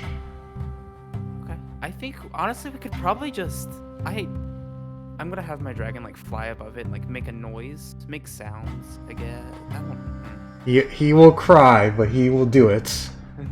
So like the basilisk is standing right under the hole. Well, so are you actually doing this right now? I mean, do you all think this is a good idea? I think it's fine. I was gonna full blindfold myself. You do what you're gonna do. Sorrin, Nayala, Vars. I don't. So my plan is after they send the fireballs down the chute, I'm gonna jump down and start beating the shit out of this thing with this blindfold on. So I mean, it can see, right? So we just want to lure it to the hole. Yeah, we could just like Oh, lure it I into the was- hole and then shoot at it. Gonna say once Dazan said we shouldn't do the fireball, we should, because Yeah. if we Yeah, destroy maybe- the thing he wants, we can't. Well- get Yeah. I anything out mean, of we it. could get down there and maybe I could try to stun it, which would make it. Well, I guess you would get disadvantage from trying to hit it without looking at it, so that would give it a straight roll. Yeah, it would turn into a straight roll if you stunned it, but all of you were trying to like not look at it. Yeah. If we put invisibility on a few of us, I think we could take it. Uh, With one free turn of it not being able to see us in the eyes. Yeah, well, it only would be a max of 2 because only Denver and Dazan have it. I don't think anybody else has invisibility. No. Yeah, Obviously. so just who Denver pipes up. I guess it depends. Who among the two of you would be invisible and want to be invisible and willingly go down to attack the thing? I How far is the drop? would willingly go down without I mean, being I would. invisible. Yeah. I'm already so hurt. That's what happens when you I'll even. do it. I am sitting on 23 HP, so I think I might drink this potion if we're gonna go fight this basilisk. I mean, I could. Unless you still got some more healing that be passing around, or you just want to save it. Alright, there we go. Cool, thank you. So, Nice. That the maxed me invisible back out. people. Who's gonna be the two invisibles while we're doing this? Are we trying to be invisible to sneak past and go to the thing? Or are we trying to be invisible to just fight the thing? Because once we fight the thing, For the sneak attack, in my opinion. If we're doing sneaking, it's gotta be Vars, right? it's So, gotta be hard. and I'm pretty stealthy as well. Sneaky. Alright. So, do you two want to. So, Vars and Sorrin, gonna go invisible and then go down the hole. Yeah. Sure. Alright. So then, Denver and Dazan Won't go bad. both cast invisibility on the two of you. While Sorrin can slow fall his way down, Vars still needs to climb down too, though, with the rope. You want the stealth check? I want a stealth check for like a stealth landing as well. Alright, I was gonna make. Yeah, so, first roll me athletics, Vars. I'm assuming this is the plan and nobody's stopping. Ooh. Can I? Alright. Yes, yes, Minerva? Oh, I was just trying to have. So, how high is the ceiling in the room? In the room you're in right now? No, the bottom. The room in the bottom. Okay, so no, essentially the hole goes down 20 feet, and from there it's like a 10, like you have to go up like 10 feet high room though. If the dragon is on the ceiling, can the basilisk reach it or no? You don't know. Maybe I not. would assume so. It has a lot of legs, so it's gotta be big. All right, but rolls have been made. Okay. That was like the best fall damage roll you could have gotten, Vars. You only take 3 fall damage. Nice. Oh yeah. Oh yeah. All right, now both of you roll me stealth. Vars at disadvantage because you did fail, and then you came stumbling down right at the end. Sneaky. Only a 12 for Vars, as you two see this thing in the corner. That was a 2. Fuck me. Okay, let me. It's going perfect. Exactly as I envisioned. Oh wait, with Vars taking damage with the invisibility drop, I don't know how that works. Let me click the spell. I believe Vars has to do an action before it drops. Anytime any target, the spell ends for a target that attacks. No, so he's still invisible. Once you both attack, you'll both lose it. Oh, wouldn't that just be a straight roll then? Because he's also invisible. Because he takes disadvantage, but also the advantage for being invisible. Kahuna, you're so glad Vivian is here to make that case, because she is correct, and even though it got a 15 on the die, it does not notice to both of you. Oh yeah. It's just currently slithering here by itself. I would say I look to Vars, but I can't see him. You heard this. In the direction of a thud. So. Yeah, There's like, oh, that's like a dust cloud. yeah, and as I described the room before, it's literally just, tableware, shattered plates, broken chairs. Just seems to be like a refectory or a dining room before. Well, I hope there's at least some ale down here. Shall we sneak? Alright. You two are, yeah. I guess we're making moves. Yeah. Are you two avoiding its line of sight to avoid staring at its eyes? Sure. Yes. Okay. So that will turn your rolls into straight rolls instead of. Actually, okay. It's kind of weird because you would have advantage because you would be looking at him because you're invisible, but you would have disadvantage because you would roll both 2 straight rolls at the thing as you get up to him. All right. Yeah, things get weird when you're constantly like taking away advantage and giving advantage. Yeah. So it's literally just a straight roll, but you're not staring at the eyes, so you don't have to worry about any funny business though. Like, what are we rolling? What do you usually use to attack with? Oh, we're doing the thing. Okay. Yeah, I'm assuming that's what you're doing, or you're gonna start hugging I it? didn't think we were that close yet, but all right.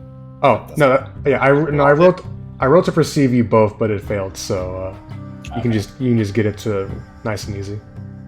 All right, cool. So, You want to go first? sure. Okay, I'll go up and I'm just gonna try to punch this big old chunky lizard. Yep, Bop. a 22 will hit. Okay, and then I will, wow, I'll get the extra attack. So, you want Yeah. the damage first or all the Oh attacks? man, all those not nat 20s. Yeah, your second hit will miss. So yeah, are you doing anything else to like? Are you adding more? Yeah. So,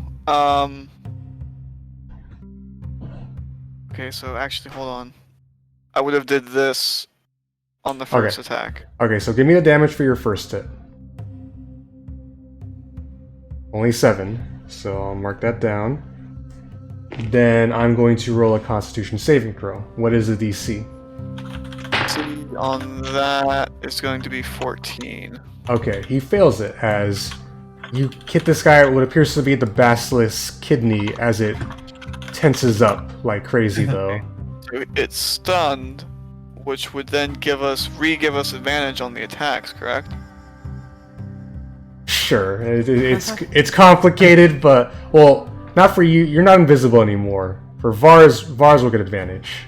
Okay, good enough for me. So, Yeah, so your second hit doesn't penetrate through its tough skin with a 10.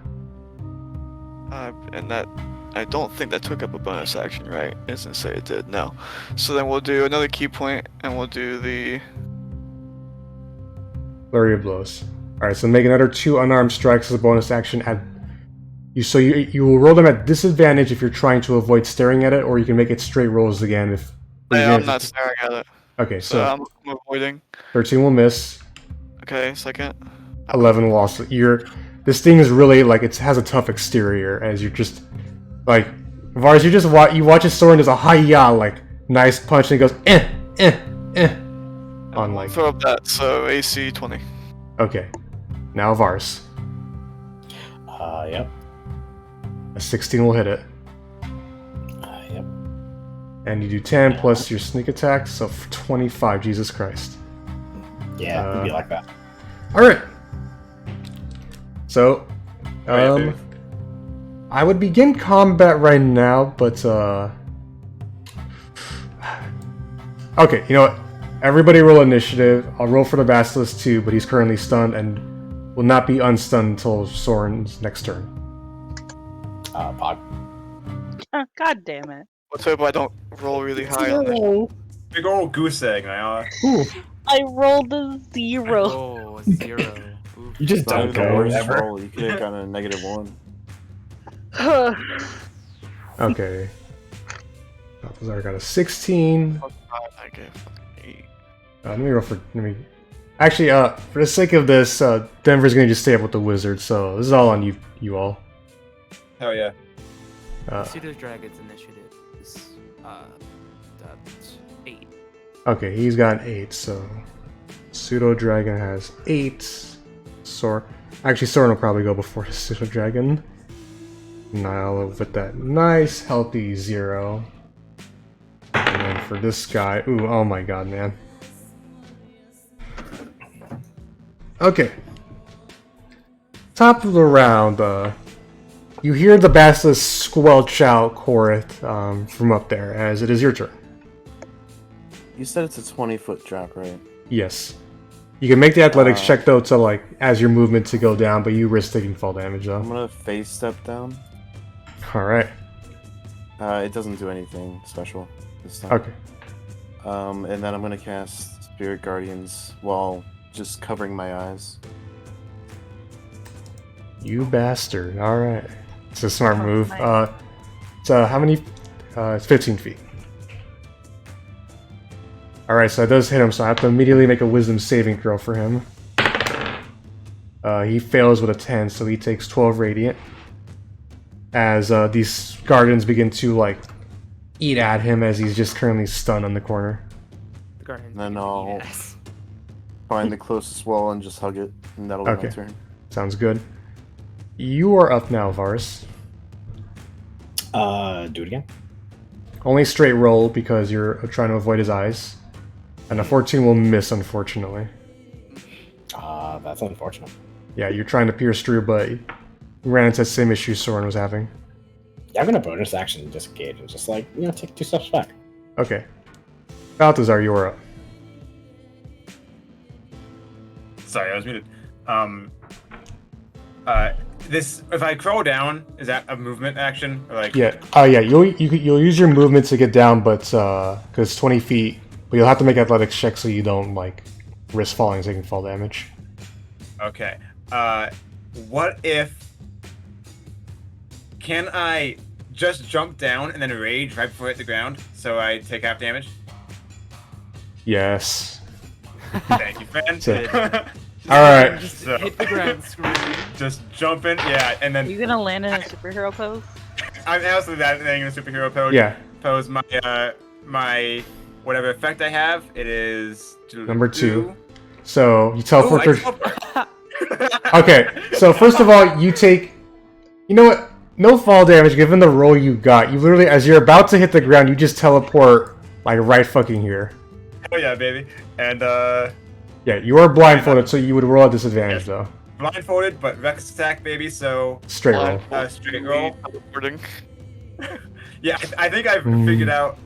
This is basically the same thing that we're all doing, but I'm just got a blindfold on. So Yeah. 27 will hit it. Jesus Christ. so close to a nat 20, baby. So plus 2. 14. You decapitate the damn thing, and it's dead. Aha! Oh my god, Basilisk, I thought that was going to be much harder. Okay. Easy. I mean, it took a pretty decent chunk of damage. Yeah, Yes, no. Yeah, that's true. It also rolled garbage on its initiative. I rolled a 3 on its initiative. So Done as well, so it's he was the only person he was faster than was Nayala. Yeah. I will also point out you guys played that pretty well because you could have easily just went down and ran into a whole host of issues, but you Yeah. all better thank Vivian for having that that find familiar thing though, pack of the familiar, because that makes this a lot easier for all of you. Hell yeah.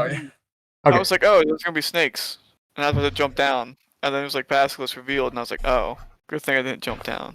Yeah. Well, my thing was when Nayala failed the dex check, I was gonna make her she was gonna go down and be in a whole world of trouble, but Vivian just saves the day. I no. would have been fine, I'm sure. yeah. Well, It once would have all worked out. yeah, literally once again, Viv is carrying all of your guys' asses. Yeah. Anyways, with that though, once Balthazar stops screaming, he realizes that's oh wait, not this one, this one. Basilisk is dead. Rope. Hell yeah. Wow, that was anticlimactic, I feel like. Yeah. Still Also, covering my eyes, and I say, "Did you get it? Did you get it?" yeah. I'm blindfolded, so I think I still am screaming for a second. Ha! Ha! Ha! Yeah. And so I just yell out the tunnel. We got it! Alright, Yeah. I'll go down. All right. Anybody's going down. Athletics check with advantage to get down. Now you're fine. Are you going? Minerva, you fail. Oh no. Well, Can I guess catch this her? is the time. You can catch her. You'll catch her and reduce some of her damage. Okay. And Denver also fails too. Can I have my dragon try and also catch me to reduce more damage? Okay, no. Well, he's so much tinier than you. Then. Yeah, but he can. Okay, fine. I Okay. guess I'll have to do this then. But you only take you take 3 damage overall, Minerva. I'll catch Denver Damage. if we're catching people. Okay, you catch Denver as Denver also only just takes 3. I might need your help as you hear Dazan yelp Oh as he. yeah. Does Oh, he you're basically right. just have a hit point? No. Actually, he passes it. Oh yeah. Okay. I just. Yeah, both him and Krintos pass as they. get down. Your Spirit Guardians is gone now, by the way, Correth. Okay. Okay. So you all are in this dining room right now. Yeah, I want to open this. Oh, yeah, sure. And then I'm just grabbing things. You notice it's another I was corridor. really expecting another room with a basilisk. There's Nope. still more room. That would have been good. Alright. Yeah. 3 doors. Here. Sorry, I might clicker out. Here. Do any of the doors look interesting? Perception check. 14. This seems like the standard door for the staircases you've seen before. This door looks pretty nice, like a bit nicer than the other ones. This one has some of that, like some of those same magical aura stuff you saw back in the other room, like the one you did up here. Okay, you open the door, and so unfortunately, like the map doesn't give me anything special, but I'll read out what you see. The walls of this chamber are inscribed with interconnected runes and marred with cracks. What is now the ceiling bears similar inscriptions that swirl inward, converging around a golden crystal disc 5 feet in diameter. Right about here. This seems to be the place. You notice to the right is it appears to be some buttons and like tubes and sorts. Tubes. I mean, someone has to pour that life spark in somewhere. Oh. Cool. Yeah, actually, Sorrin, as Dazan and Krintos walk ahead, he does stop you and like shuts the door for a minute. Private conversation, don't mind us. Okay. Okay. Guys, I was wondering something during all of this. Go on. This place here, to make illusions reality. Now that could make him fully real, but I also thought about something else, something I really want your take on. As he watches Denver cast a spell, and standing right next to you, Sorrin, is... Oh, goddamn, why did I scroll all the way down? Roxy. I'm not as powerful as the wizard as Dazan may be, but I know how to cast pretty powerful illusion spells too.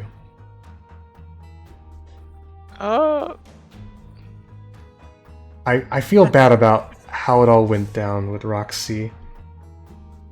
And honestly, like, from what you told me though, like, you weren't even able to bring her back. Isn't that right, Correth? Yeah. I don't know what's... She's Yeah. still stuck in the ice. Like, I don't know, But doesn't that mean there's that... still a possibility that we But what if that same thing that kept Correth from bringing her back will keep her dead forever? Well, So then your solution is to just make a illusion puppet? well, if I imbue this Roxy with everything I know about her, and then we make her real, we could... She wouldn't be a puppet, I'm positive of that. No, Denver. On one hand, Zahn is like an exact copy of the man himself. I wouldn't want to Mess it up, you know? mess up, disgrace Roxy's everything with what we believe she was, whereas she wouldn't be herself, you know? That is fair. I gotta be with You- Correth on this one. Yeah, she would be our perception of her, which was incomplete. I see. I feel like it would not only not be good for us, but I feel like it only hurt the ones that are still mourning her death and back home. Alright, that is fair. Yeah. I just thought I would bring the idea. And with that, the Roxy goes away and he opens the door. Alright, none of you could ever blame me the fact I didn't try and give you a way to get Roxy back, alright? Yeah, yes, but that was a quote-unquote ethically Roxy. ambiguous. That was what? Sorry, what was that? Ethically ambiguous. Oh, incredibly so. Alright, you I heard was it here? going to minor Just illusion like, you know, we can just raise her from the dead. It was very genie wish. Yeah. Yeah, I was going monkeys. to minor illusion monkey's like a paw. little corncob pipe and be like, can we turn this in? But no, then you took it into a different way. Alright. Alright. Oh, I want to play Roxy without memories. I'll tell you, I'll DM privately after the session, Viv, and tell you what would have happened if we had gone down that route. Anyways, though. Door opens. So, Dazan and Krintas walk into the big room. You once again about to start. You all notice stairway door here, fancy looking door here, and then the magical door here.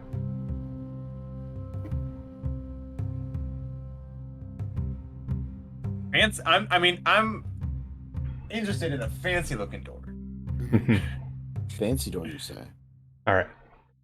So, Just a quick poke my head in, see if there's anything fun to investigate. sure, let me read it out for you. So, the bed in this room is upside down on the floor, its rotted blankets peeking out from underneath this disintegrating mattress. Mounted to the north wall is a tall, cracked mirror in a stone frame that merges seamlessly with the surrounding wall. And lying underneath two dirt-clogged windows, a partially crumbled, rime-covered human skeleton and the tattered shreds of a nightgown. Probably the person who used to live here. Can I have... This Yeah. whole thing was someone's house? What the hell? Wizard Tower. Both of you roll me investigation checks. You and Correth. Sir. As you kind of search through Balthazar, the two of you, you're able to kind of actually lift up where the bed is covering, and you see a very big chest underneath it. Vars. Big chest. I'll be right there. Before I leave this room, though, Yeah. I would like to just take one of the basilisk's teeth with me, just in case we Actually, ever need to fight a book. I was also thinking about taking the eyes. Survival checks from the both of you. Ooh, okay. Yeah, Balthazar, you cannot get the eyes, and Vars, you grab like a little bit of a bit part of the teeth though. Like it's pretty shit work though. Can I All right. listen? Can I do something a bit like kind of to be a bit interesting? Can I have my dragon be eating it? That's why. Sure, that's why they're- it's really tough meat, but your pseudo dragon is basically in that room still, just chomping at it. Just chewing on basilisk tree. Metal. Yeah. Okay, so There's a Vars, chest. big chest. I'm just holding the bed up and pointing. I can't do. 11's not gonna cut it. Yeah, the three of you note only one lock on this thing. It's actually so it's kind of weird that you can't break it the first time, Vars, but only you had a key though that could open it. Yeah. If only we had a key. No. Yeah, if only we had a key. If only we had. Yeah. All right. It was Sorrin that had the key, right? Did he mention that to us? No. So you can't get it open for right now. Alright, well I'm just gonna... Can I pick up the chest? Is it... Yeah, this is a chonky one though, way bigger than the one that Nayala was carrying. As you guys march into the other room. I'll help you carry it. Alright, hell yeah. Okay. I'm not It's strong big enough. chest. Yeah. Big chest need key. I say that's everything. Okay.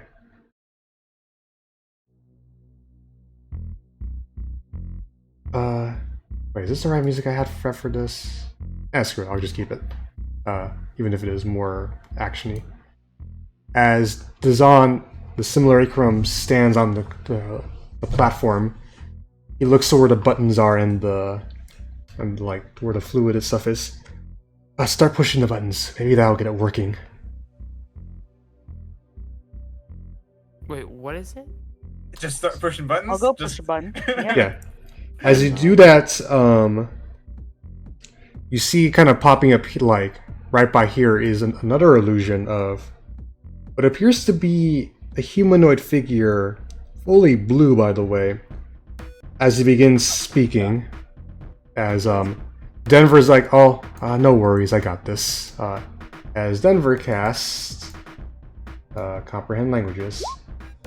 What is he speaking?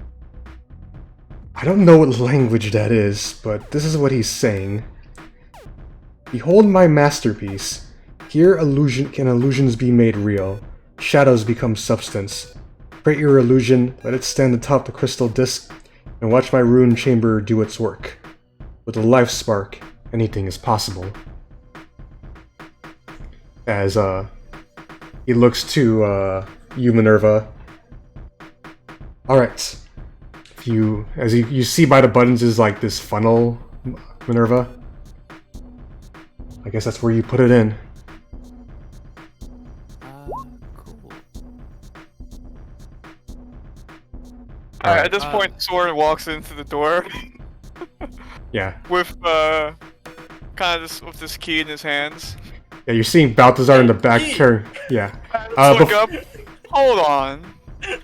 Before we do that, though, we're gonna do this. Yes, what?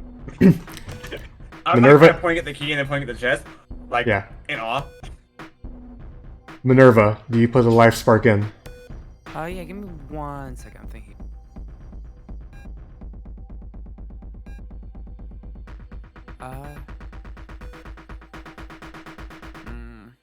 So does on. It's actually gonna happen.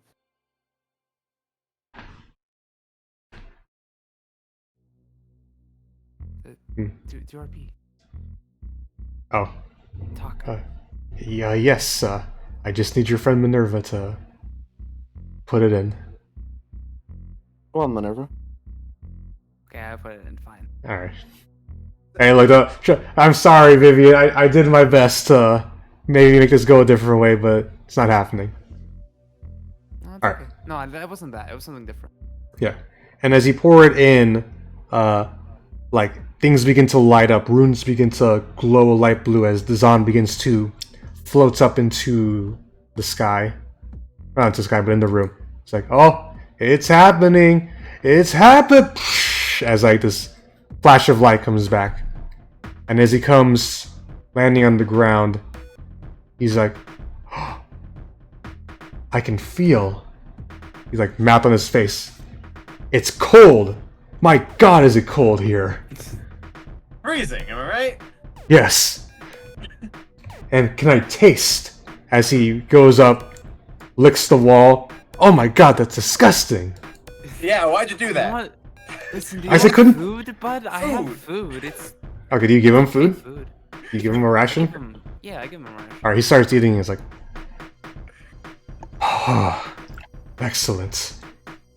Now, if I could only get my spell book back, then I would be back to I could become one of the most powerful red wizards in Day once again. Thank you all so very much. Now then, I believe first, this is yours as he tosses you, Correth, the amulet. What is this, by the way? No, Correth, you already know what it was for. That was for the Metal Man. Right. Yeah. Okay. Goblin man. Yeah. Now then, I guess the second part of the deal. What is it that you all wanted to know? So,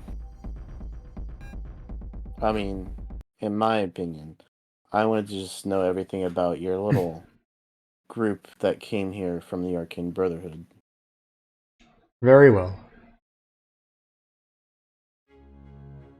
Starting with Avars, preferably. Well, here's the story, my friend. I was assigned to a group with 3 other members of the Arcane Brotherhood, one of them being Avarice, the other being Villain, as he looks to Denver, and the third being Nass. Now, we weren't always, the best of friends. Like, I mean, frankly, we were just co-workers. I'm positive Elaine and Nass hated each other, and Avarice didn't give a damn about all of us. But once we got here to Icewind Dale, we essentially kind of began our search for, you know, the lost city of Necropolis. You know, places like this, but with even more magical goodies and things happening here. Regarding Avarice, I don't know too much about her childhood, but when she came out to a place filled with snow and, you know, ice, she was enamored, loved it.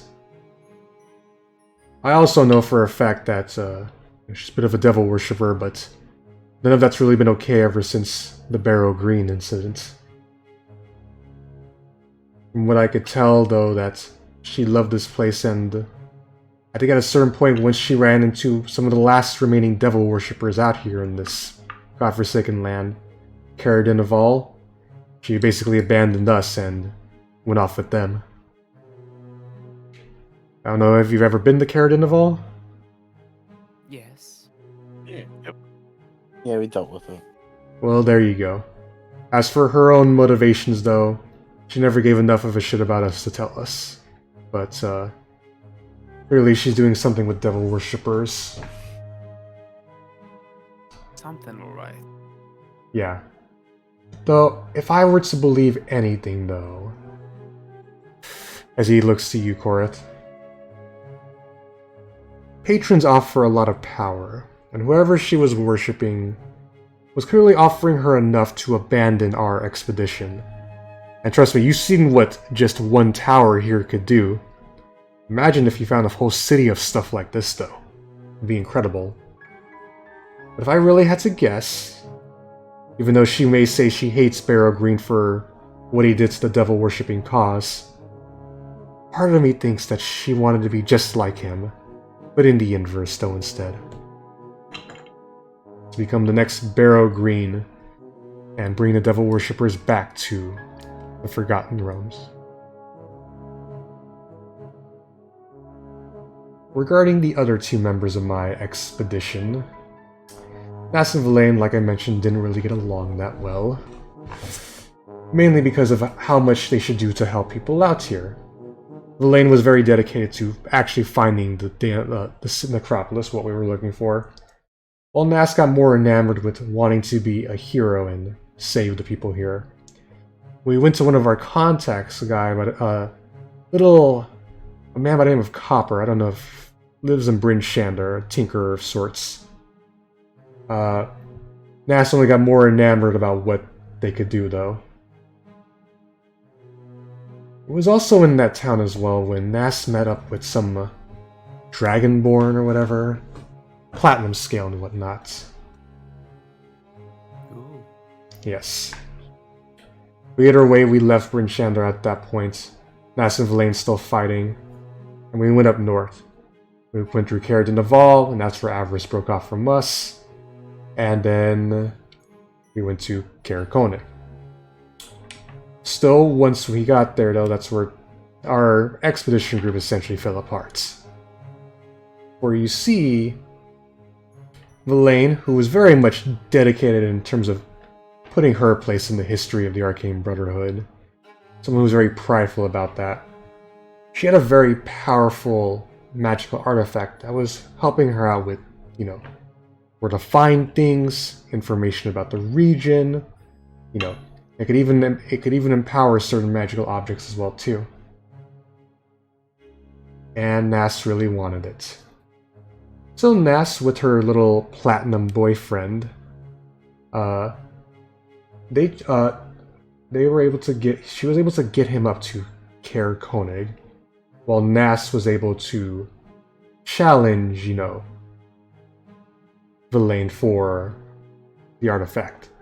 Vaelaine agreed, thinking it would be a fair fight, but essentially what happened is they both went out into the tundra for what they thought would be a duel, for what Vaelaine thought would be a duel, but was rather a beatdown as the Dragonborn essentially jumped Vaelaine, and the two of them proceeded to kick the crap out of her.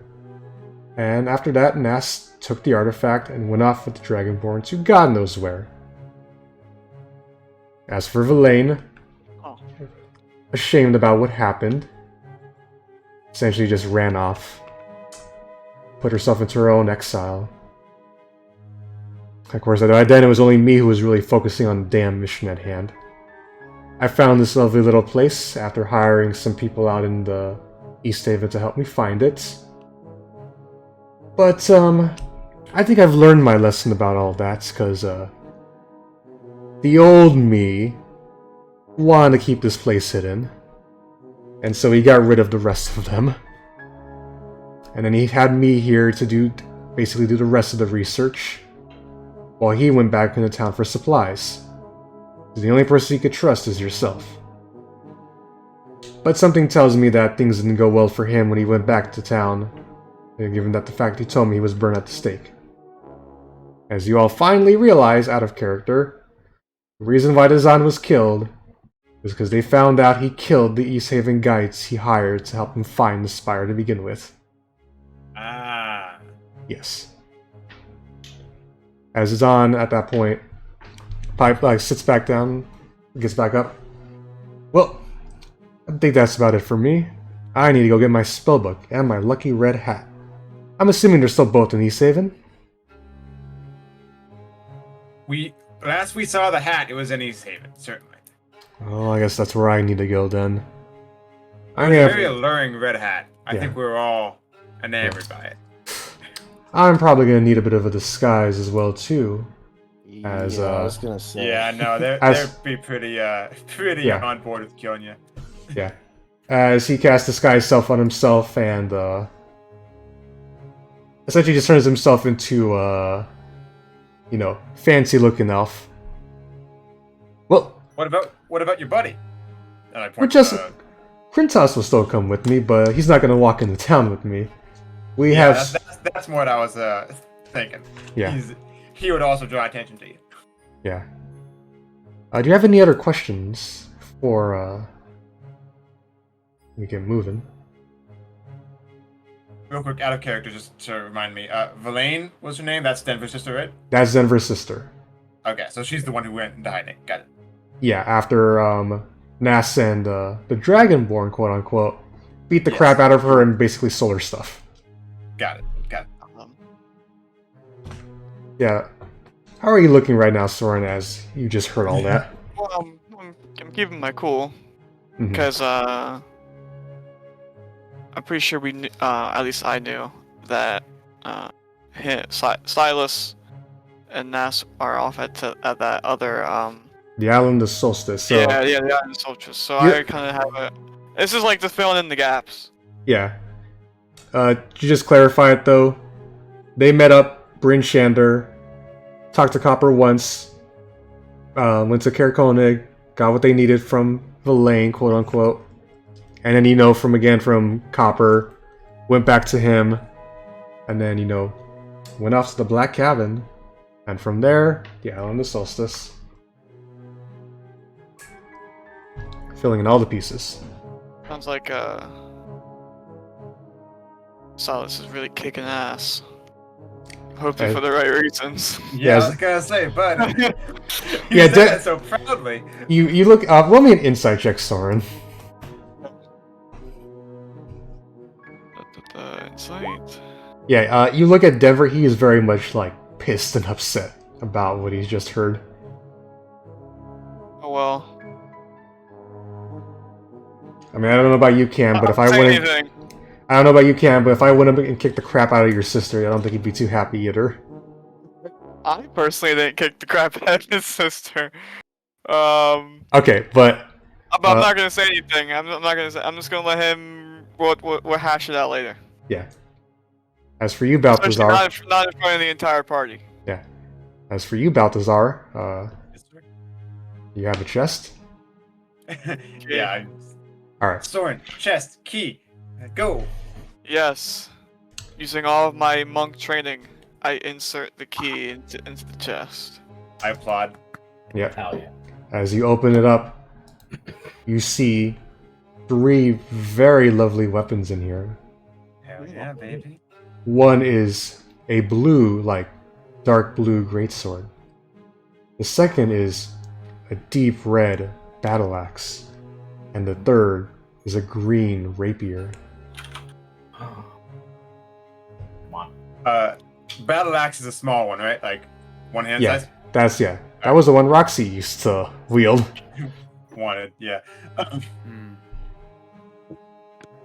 I'm scoping out this greatsword. I'll fight someone to the death for the rapier. I don't. I mean, I'll fight you to the death. I don't need the rapier, but If no one wants the axe, I'll pick it up. Alright. Balthazar greatsword, Nayala battle axe, and Vars rapier. Heck yeah. Alright. Congratulations, all of you. You have 3 elemental weapons. Hell yeah. Hell yeah. Balthazar, you have a Did I count plus. the magical item? It does, so you will have to count it in terms of how many things you have attuned to you. I have yeah, because you got a lot of things right to now. do. No, so you are capped now, Nayala, because you only have a max of 3. So Is the bag not attunement? the bag is And attuned. then Yeah. I have the bag, and then I have the 2 smart weapons. Oh, well, that's right. You'll have to give up on the smart weapons if you're gonna take the attuned to the battle axe instead. I'll also take the hand axe, the throwing axe, if you're getting rid of things. But Nah. the Roxy's axe. But Oh, The smart I weapon. mean, I'll decide later. Okay. yeah, we'll hash that out later. What So about the sword? so you have a +1 great sword, so the standard 2d6, but you get to add a +1 to attack, roll, and damage. But it also does an additional d6 of lightning damage. Ooh, baby! On every hit? Yes. So similar to Nyala's smart mace, where it does psychic damage in addition to the physical stuff too. Hell yeah! Oh shit! I'll be putting these all into your character sheets sometime during the break, so don't be trying to rush it in now, though. All right, hell yeah! Vars, your rapier is +1 green rapier, so +1 to rolls and attack rolls and damage, and it also does an additional d6 of acid damage. Hell yeah. And then, as to be expected, Nayala, +1 battle axe, +1 to attack rolls and damage, and does an additional d6 fire damage. Hell yeah. Yeah, Roxy would have wanted. Mm-hmm. most likely yes. There was an opportunity, but it didn't come to be. Maybe later. Maybe. And with that, you all begin to make your way out. I won't make you roll for anything because I'm going to be nice. I will show you though, if you look to the left, as Denver was showing you some of the stuff he had gotten from his research, this is his sketch of what this thing probably looked like way long ago. Awesome. That's cool. Yeah. But for now, yes, Court? I was just gonna ask Zahn, after he finds his spellbook and hat, I guess, if he's gonna continue looking for the Netheril places, or if he's or what? Oh, you kidding me? After all of this? I'm getting the fuck out of here. This place is cursed, I'm telling you. I mean, The best. I am literally another version of myself because I originally died to begin with. Well, I would say you're the better version now. Sure, I know now not to kill people who help me out. So, I think I've learned my lesson on that. That's good. That's good. Alright, so as you guys make your way... Wait, Yeah. Actually, on the way out, I do want to ask Hassan one other question. What's Yeah. the hat do? Is the hat special, or is it just a red hat? Oh, the hat is enchanted quite powerfully, for you see, my friend, it is indestructible. It can take fire... So, Yeah. so it's the hat itself is indestructible, but it does not make you indestructible. It's just a cool hat. No, that magic would be quite hard to do. No, it's just an indestructible hat. Whether it be rain, fire, acid, cold, lightning, whatever, that hat is always going to look nice. Cool. Alright. Hell yeah! I mean, But- dope. Might I hitch a ride with you all to East Haven? Yeah, sure. Are we going that I way? don't see why. Oh yeah, Denver is just like, he's just saying yes as he begins to get things ready. Oh, by the way, everyone, I found the thing he gave me was the core to the goblin mech. Yeah. Oh, so we gotta trek back there. Yeah. See what's up with that. At some point. At some point. Alright. We need a friend. If they're still around, and weren't they talking about peace now? Or trying to Yeah, peace out? they pieced out, goblins but will maybe be there. they didn't. Yeah. Take Hopefully that. they left Tin Man. Yeah, it was pretty useless to them. I mean, it's only really been about like at most 2 weeks since all of that. Actually, maybe a bit more, but like you also have to think that they're trying to get that ship working though, and it's gonna take some time. Yeah, true. Yeah, they weren't exactly the brightest, and they have to figure out alien tech. I think that's going to be a minute. Yep. Alright. It is a 2-day journey back to East Haven. Going through the snow, crossing right by the lake. Not too bad. Denver, I will point out, is quiet the whole time though. Not saying much. And if you want to do any other RP or whatever, do so now. Which way are we going? Are we just crossing like the lake, or are we going through Care? No, he's not. Not going. Sorry, let me pull up the map again. Shoot. Yeah.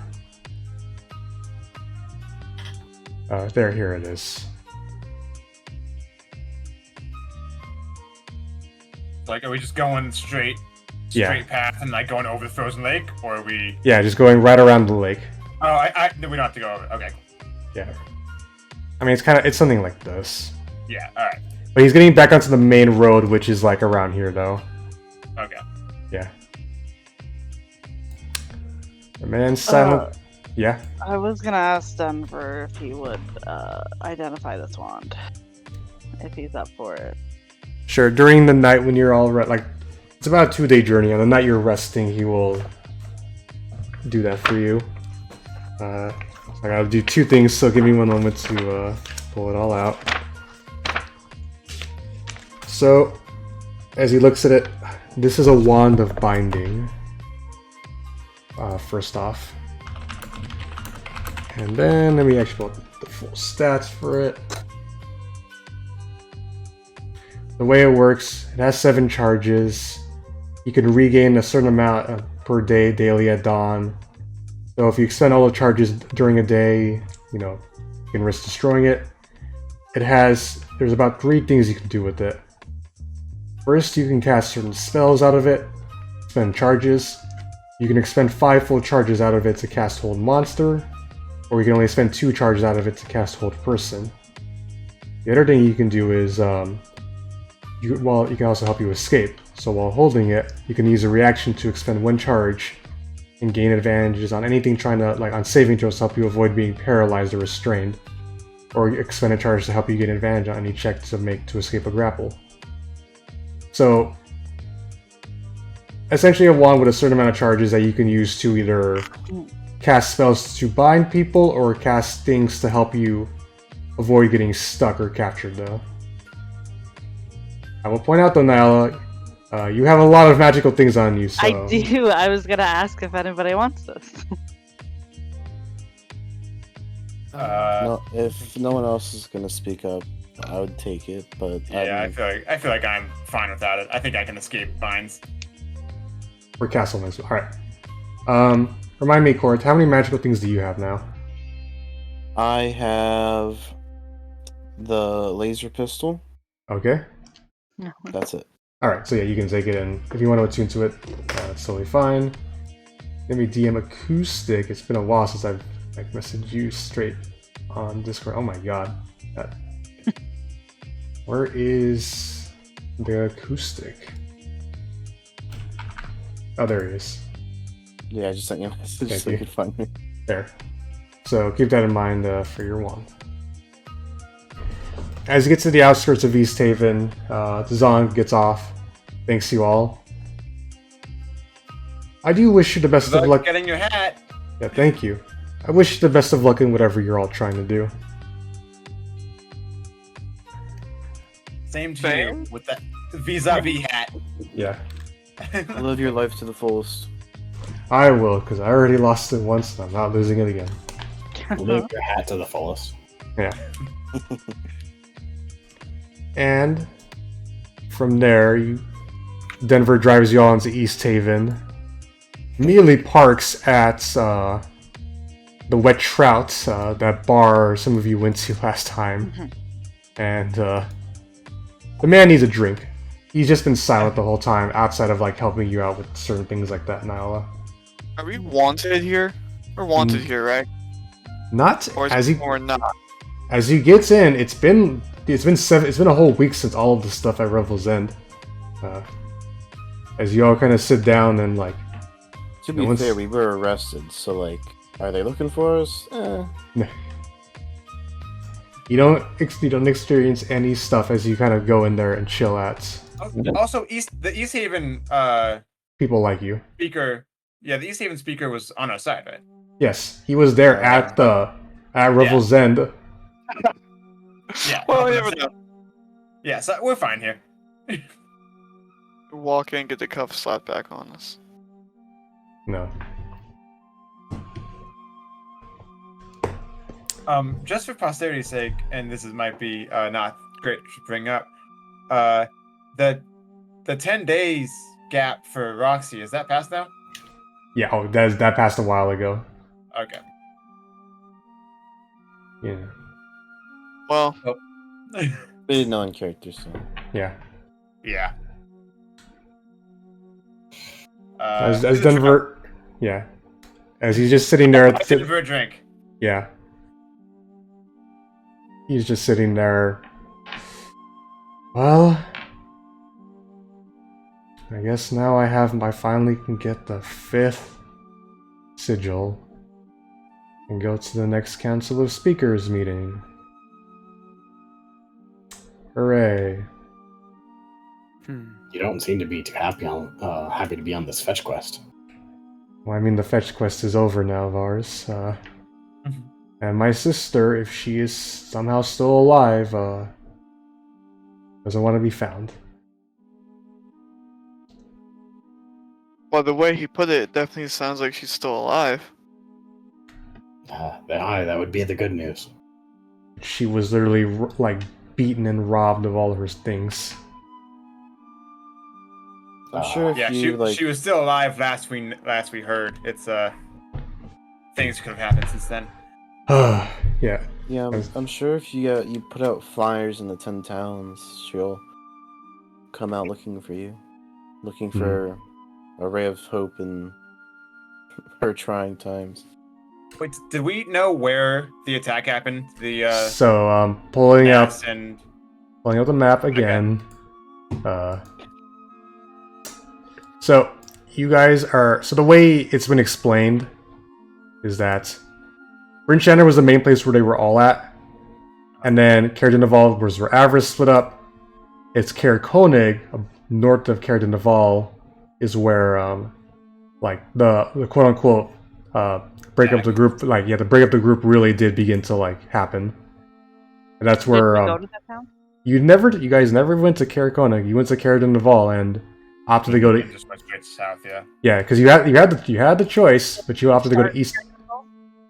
What? Yeah, Didn't we start there? you started in Started Caer-Dineval. Yeah, but it was Caer Koenig is where all of the shit broke out. Right. Yeah. Yeah. Remember, you went to Caer-Dineval, you went to East No, we Haven. never went. Yeah. Then you Yeah, went to yeah.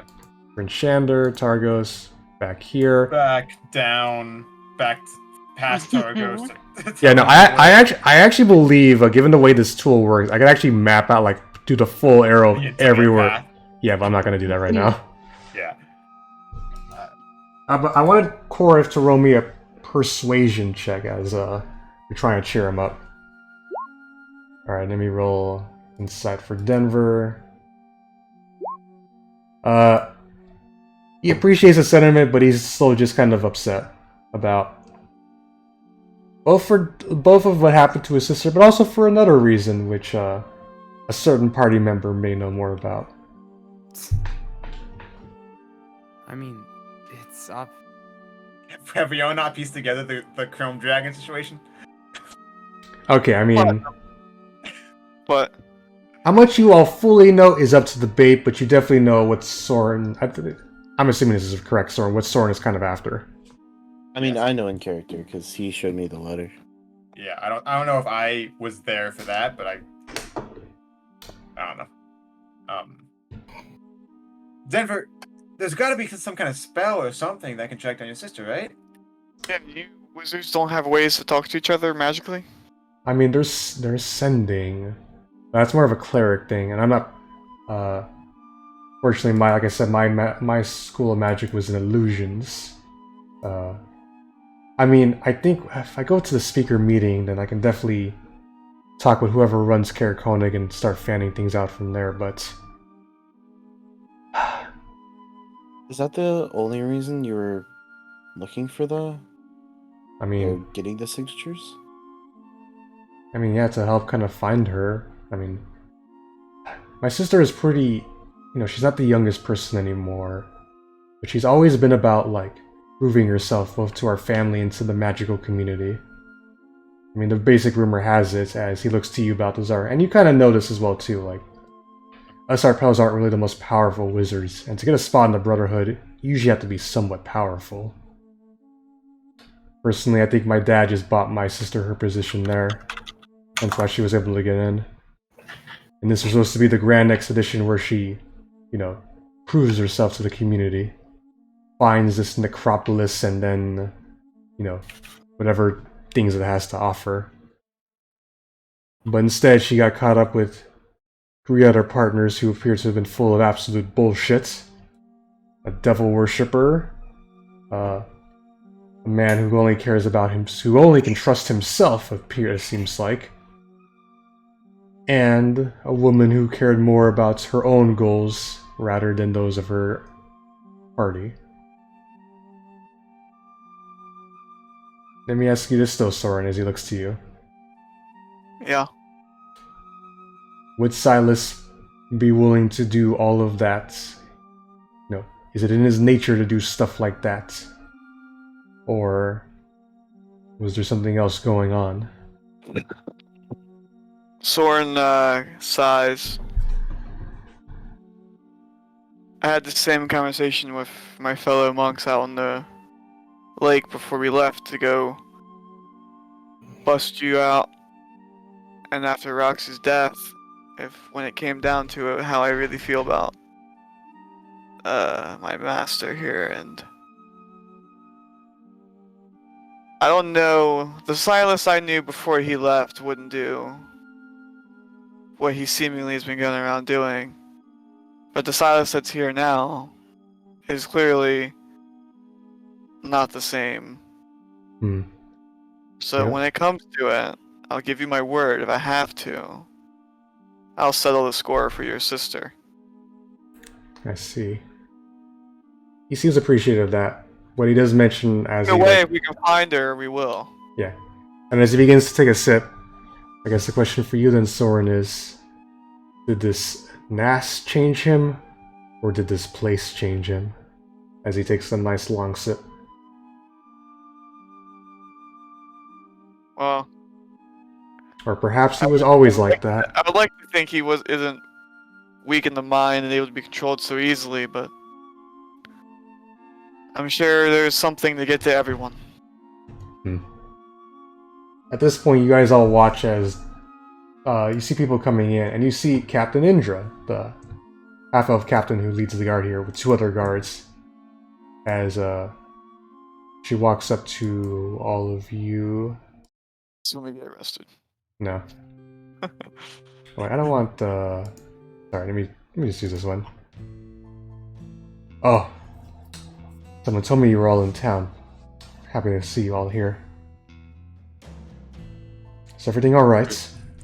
Good to see you. I think I was like a little bit prepped for getting arrested, so I was like kind of in not a battle stance, but like prepped to be in a battle stance.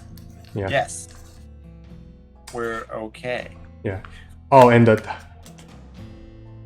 guys, it's been a week. Don't word's gotten around, and people don't want you arrested anymore. We're currently right now we're rooting out whatever Zhentarium networks Nareth has still left set up. So no, if you won't be arrested for anything, but there is a reason I unfortunately interrupted your drinks. You see, Council speakers are meeting relatively soon, and they want you there.